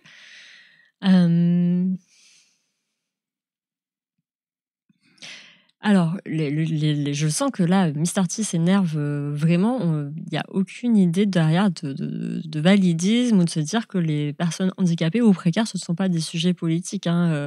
Pas plus tard qu'aujourd'hui, on a publié une enquête sur les violences sexuelles en EHPAD sur les personnes qui sont du coup dépendantes et qui sont des victimes faciles pour des prédateurs. Enfin, vraiment, il n'y a pas de... c'est juste qu'une fois de plus, Mathieu, c'est pas ce qu'il couvre là. Il y aurait Caroline Coq-Chaudor, elle répondra à toutes vos questions sur le Covid, mais voilà. Pas d'informations sensibles sur les Google Docs. Non, mais on a des docs, tu as dit Google Docs, mais en fait, on a nos... Je sais pas comment il s'appelle le nôtre, on va pas le dire d'ailleurs, question de sécurité. On a nos propres Google Docs internes qui sont gérés par le service technique. On n'utilise pas Google.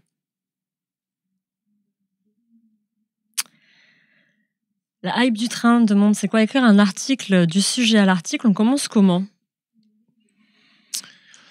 En général, tu veux faire tout le processus et même la conf. En général, comment ça vient faut avoir un petit peu de temps pour réfléchir, pour digérer des informations qu'on a. Enfin, en fait, comme c'est un flux continu, quand on bosse sur ces sujets-là, c'est difficile de décomposer le processus. Mais en gros, ça commence pas comme ça, quoi, par un temps de réflexion, de maturation du sujet. Et puis, en général, c'est le week-end et le lundi, c'est la journée un peu décisive dans la semaine parce que on fait notre réunion hebdomadaire. Donc, à ce moment-là, on propose des sujets pour la semaine. On voit si c'est validé ou pas, s'il faut corriger certaines choses, etc. Éventuellement, il y a des trucs auxquels j'ai pas pensé, et puis c'est Hélène ou Pauline ou Fabien ou Ilyes ou Christophe qui me le rappellent. Et puis voilà. En fait, dans la réunion, on essaye aussi de parler des échéances importantes à pas louper, d'anticiper, quoi. Et puis ensuite, on arrête un sujet. On essaye de le formuler d'une manière courte pour qu'il puisse tenir, qu'il soit... que ce soit quasiment déjà un titre d'article, quoi. C'est vrai qu'en général, on essaye de synthétiser une idée, parce que si on n'arrive pas à le résumer, c'est qu'il y a un truc qui cloche, quoi. C'est pas assez anglais. Et puis ensuite, on fait tout le travail d'interview, de rencontres, de recherche, d'enquête, etc. Et en général, moi, ma manière de fonctionner, c'est ça, quoi. C'est d'abord accumuler et ensuite prendre le temps de l'écriture, quoi, qui est vachement séparé du temps de recherche et d'interview. Et au moment de l'écriture, moi, j'aime bien partir, pareil, tout de suite avec quelques idées de titres que je note pour savoir vraiment où je vais, puisque Voilà, l'idée c'est quand même d'informer sur un sujet en particulier et d'être assez, enfin voilà, pas essayer d'éviter l'article de 25 000 signes quoi, qui soit un peu trop fourre-tout. Et du coup, même s'il y a des articles de 25 000 signes qui sont pas du tout fourre-tout, hein. Mais voilà, en tout cas, moi je note quelques idées de titres. Un chapeau, même le chapeau, je l'écris aussi, histoire de voir un petit peu sur quel ton je vais partir. Et puis après, l'écriture, quoi. Enfin, c'est, je sais pas quoi dire de plus. En question complémentaire de Ozymandias, Ouais. est-ce que vous avez des quotas d'articles à faire par semaine Non, on n'est pas dans le le productivisme. Non. Ouais. C'est qui s'occupe de notre compte Mastodon? Comment ça, il n'y a pas de poète depuis un mois? Il me semble que j'ai vu des poètes pas plus tard que tout à l'heure. C'est Gaëtan Lefauve qui est community manager chez nous et qui viendra donc nous en parler. J'ai vu aussi une question sur les logiciels libres. On a aussi un stream qui est prévu avec Yacine Zougari qui s'occupe de la sécurité. Est-ce que tu as lu tous les livres en arrière-plan, Mathieu? Beaucoup de personnes s'inquiètent de ça. Non, clairement pas. J'en ai lu que 3. La déception finalement sur ce métier si prestigieux de journaliste politique. Ouais, mais là, c'est pas les miens.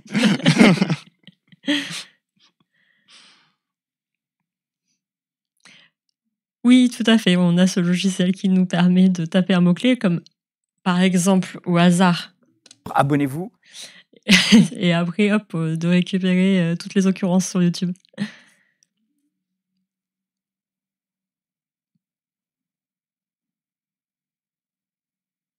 Oui, il y a plusieurs comptes sur Masto qui sont des bots. Il faut vraiment aller sur le compte Mediapart avec la petite pastille vérifiée. Est-ce que des fois tu ramènes du boulot à la maison le soir ou est-ce que tu fais tout au taf ou est-ce que... Il y avait une autre question sur est-ce que tu prenais des fois des vacances? Ah ouais, heureusement, ouais, c'est clair. Je les attends avec impatience.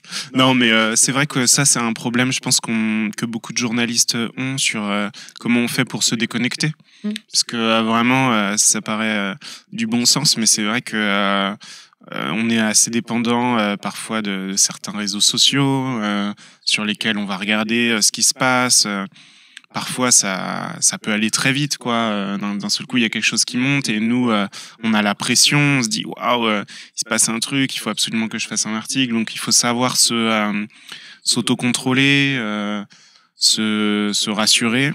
Mais c'est vrai que d'une part, il y a ça, il y a aussi un temps de lecture parfois, puisqu'on parlait de livres tout à l'heure, qui se fait clairement plutôt à la maison le soir et tout.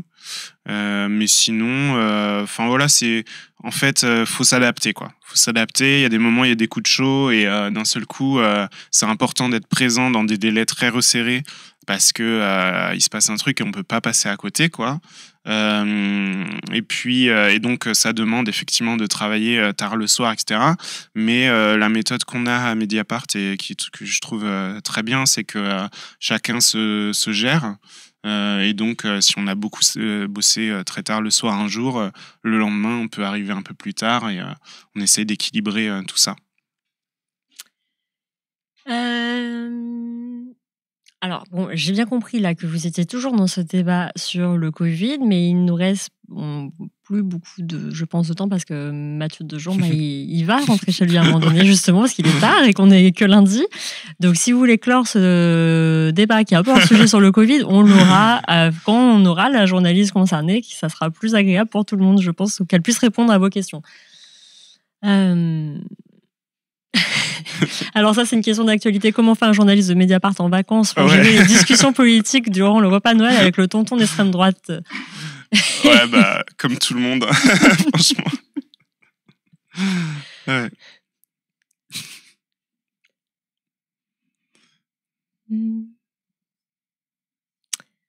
Est-ce que tu as déjà eu, une question de Brassica 77, l'occasion de travailler avec des rédactions internationales dans le cadre, j'imagine... Alors pourquoi les 3 petits points? C'était quoi, les Papers, les Panama Papers, pourquoi ça a été censuré, je ne sais pas. Mais est-ce que oui, des fois tu collabores avec d'autres... Ça m'est pas arrivé jusqu'à présent. Le truc que j'ai pu avoir jusqu'à présent, c'est grâce au partenariat qu'on a avec certains médias internationaux, des traductions d'articles, comme avec Publico, je crois. Attends, je me m'en rappelle plus. On va pas dire de bêtises. Infolibre, bref, Infolibre. Bon, voilà, des traductions, notamment comme j'avais couvert un peu la présidentielle au Chili et qu'on avait des articles. Parfois avec Fabien Escalona qui portait sur la politique chilienne, ils étaient traduits en espagnol, mais sinon j'ai pas eu l'occasion de travailler avec des journalistes de la presse internationale. Non. Et est-ce que des fois tu travailles avec le pôle enquête quand les enquêtes ont des impacts politiques comme pour Saint-Étienne et Perdriau ? Oui, ça peut arriver. Moi, ça m'arrive rarement. Ça m'est arrivé rarement jusqu'à présent. Mais évidemment, quand il y a des sujets d'enquête qui touchent le monde politique, c'est pas systématique, mais ça peut arriver qu'on fasse des binômes et qu'on travaille conjointement. Le journaliste du pôle enquête amenant tout son travail d'investigation et le journaliste politique parfois étant sur l'autre versant de la pièce, quoi, c'est-à-dire sur la réaction politique. Et en général, on a les contacts qu'il faut aussi pour avoir des réactions et faire la lumière sur les faits qu'on révèle, quoi. Je vois. J'essaie de lire ce pseudo. Breton, j'imagine, BZH. Pourquoi Mediapart rend-il peu compte des nombreuses grèves en France ou pourquoi les traite-t-il séparément ? Allez-vous parler du vaste mouvement de grève en Angleterre ? Merci pour tout. Déjà, il faut savoir que j'ai vu un papier passer sur le mouvement de grève historique. Je crois que c'est des infirmières en Angleterre qui n'étaient pas en grève depuis 100 ans. Donc, il y a des papiers qui sont prévus. Mais comme pour que ce soit l'Angleterre ou le reste de la France, il faut pouvoir en fait avoir des gens et Mediapart. Malgré tout, ça reste un petit journal qui écrit beaucoup de papiers, mais avec peu de journalistes, peu de cartes de presse. Ouais. On fait avec nos moyens humains qui sont limités, mais grâce à vous et grâce à toutes les personnes qui vont s'abonner en voyant ce Twitch, on va pouvoir en faire encore plus. Mais oui, et il y aura aussi un live Twitch sur les retraites prévu pour la rentrée. Oh, petit Lotus 23, merci. Juste pour dire que la lecture de tes articles est toujours agréable, Mathieu. Tu n'es pas le seul, mais quand je vois ton nom, je sais que je vais passer une bonne lecture et j'offre régulièrement aux proches tes articles. C'est super sympa, merci. Ça fait plaisir. Ça, c'est une question que aussi je m'étais posée. Comment faites-vous pour avoir des infos avec un parti que vous avez critiqué auparavant ? Est-ce que si tu fais un article un peu dur sur un parti, après il te blacklist ou il boude ou ça complique tes relations ? Ouais, ça peut les compliquer et ça arrive. C'est vrai que pendant la présidentielle, nos relations s'étaient un petit peu refroidies parfois avec certains membres de LV, mais c'est jamais insurmontable, quoi. En général, ils comprennent que nos articles sont de bonne foi, qu'on n'est pas au service d'un quelconque parti politique. Mais bon, oui, c'est vrai que tout est une question de temporalité aussi. Tout de suite après la sortie d'un article qui met en cause, notamment, c'est vrai que ça arrive souvent après des enquêtes. Ça peut refroidir les relations au point que des gens n'acceptent carrément plus de nous répondre. C'est quand même très rare. Et en général, ça dure pas longtemps, quoi. Et oui, Marie Salki, du coup, c'est compliqué le financement, forcément. Ça l'est toujours. C'est toujours un défi à Mediapart, vu qu'on ne reçoit aucune aide de l'État. Seuls nos lecteurs peuvent nous acheter. Et c'est bien pour ça qu'on a besoin de vous. Abonnez-vous. Kéria, ça a suivi le live précédent, oui, où on parlait des angles morts du pôle écologie, où il faut dire qu'ils sont que 3 et que la question devient de plus en plus primordiale. Est-ce que tu remarques de tels angles morts au pôle ou est-ce que vous êtes... Franchement, on n'est pas parfait, quoi. C'est sûr qu'on peut toujours trouver des angles morts, mais comme on disait tout à l'heure, on n'est que 5. Donc on essaye d'être le plus exhaustif possible et surtout de faire ce qu'on fait bien. Plutôt que de se démultiplier et de finalement avoir une couverture qui perd en qualité, quoi. Ouais. Enfin, voilà. Donc on fait le maximum, franchement. Après des angles morts, enfin voilà, ça peut toujours arriver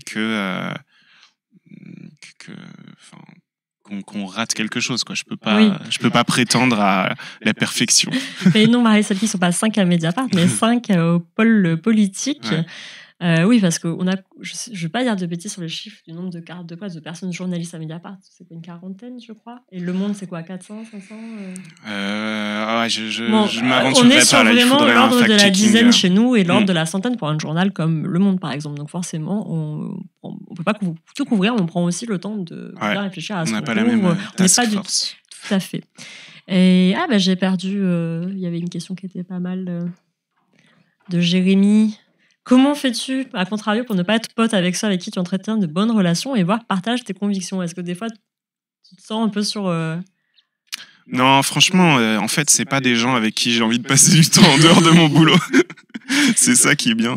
Non, mais la politique, j'adore, ça m'intéresse de la couvrir et tout, mais effectivement, déjà qu'on a tendance à avoir des horaires extensives, à ramener du boulot à la maison, etc. Si en plus nos relations amicales et tout, non, c'est pas possible, quoi. En tout cas, moi, c'est pas mon truc, donc c'est ça ma garantie.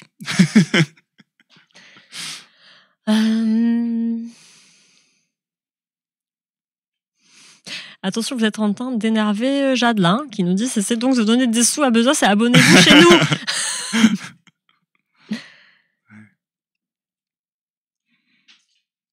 Allez, écoute, merci Daikiri. Est-ce que vous avez encore beaucoup de questions ou est-ce qu'on se dit qu'on va rentrer chez nous? Moi, personnellement, j'ai faim, mais c'est normal, 20h54.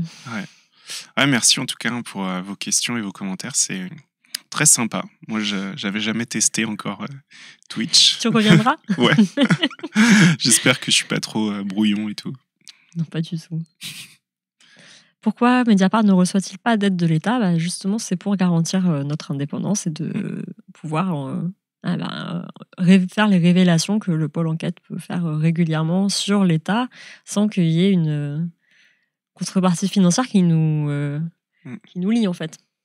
Et juste pour dire, par rapport puisqu'on parlait beaucoup du NPA au tout début, et que l'article date du Congrès, donc d'il y a déjà plus d'une semaine, on va revenir sur ce qui s'est passé prochainement, avec un entretien d'une personnalité éminente du NPA qui pourra nous en dire plus, puisque c'est une crise qui certes concerne un parti au nombre modeste d'adhérents, mais qui a une histoire importante. Et puis, c'est des débats qui traversent toute la gauche, en fait, sur l'organisation d'un parti politique aujourd'hui. On sait que le modèle militant est en crise, qu'il y a de moins en moins d'adhérents, notamment des organisations du mouvement ouvrier de gauche.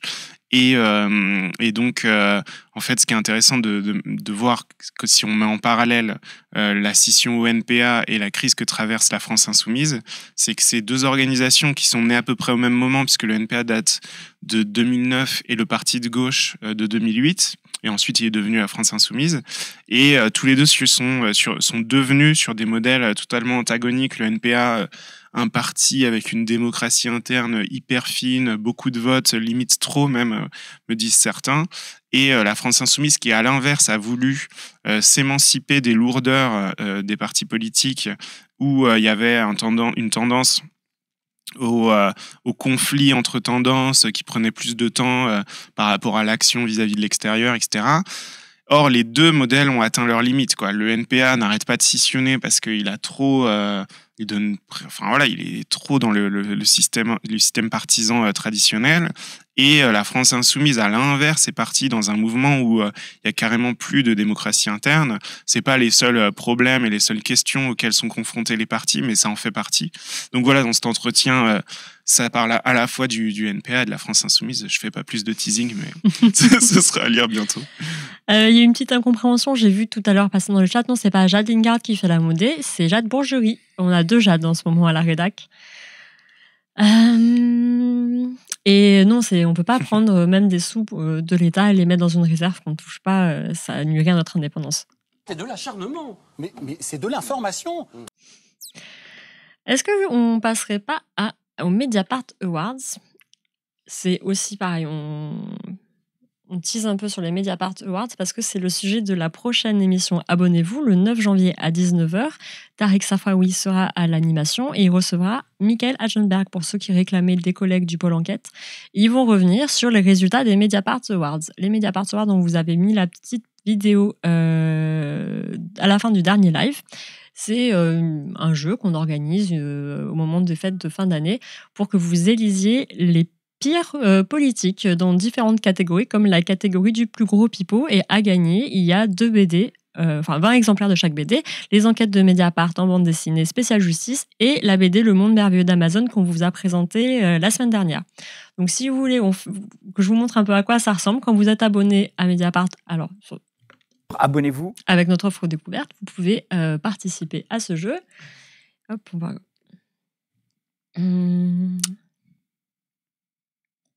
Comme ça, on voit au mieux. Voilà, parfait. Donc, par exemple, la première catégorie des Mediapart Awards cette année, dans la catégorie du plus gros pipeau, Jean-Michel Blanquer dévoile tardivement dans Le Parisien son protocole sanitaire pour être au plus près de la réalité, sans dire qu'il est à Ibiza.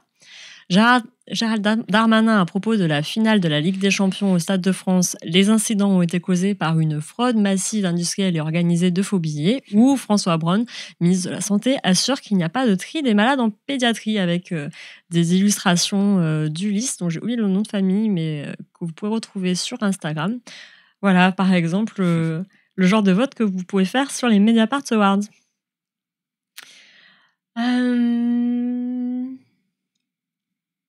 Non, pas les Macron Awards, en effet, ça sera un niveau encore au-dessus. Restons sur les Mediapart Awards.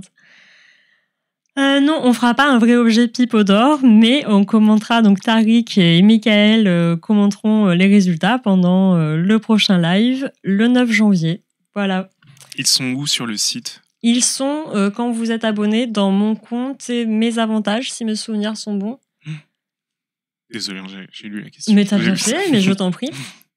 Mais peut-être que Jade va nous gentiment nous mettre le lien si elle le trouve, ou sinon on le mettra après dans la bio.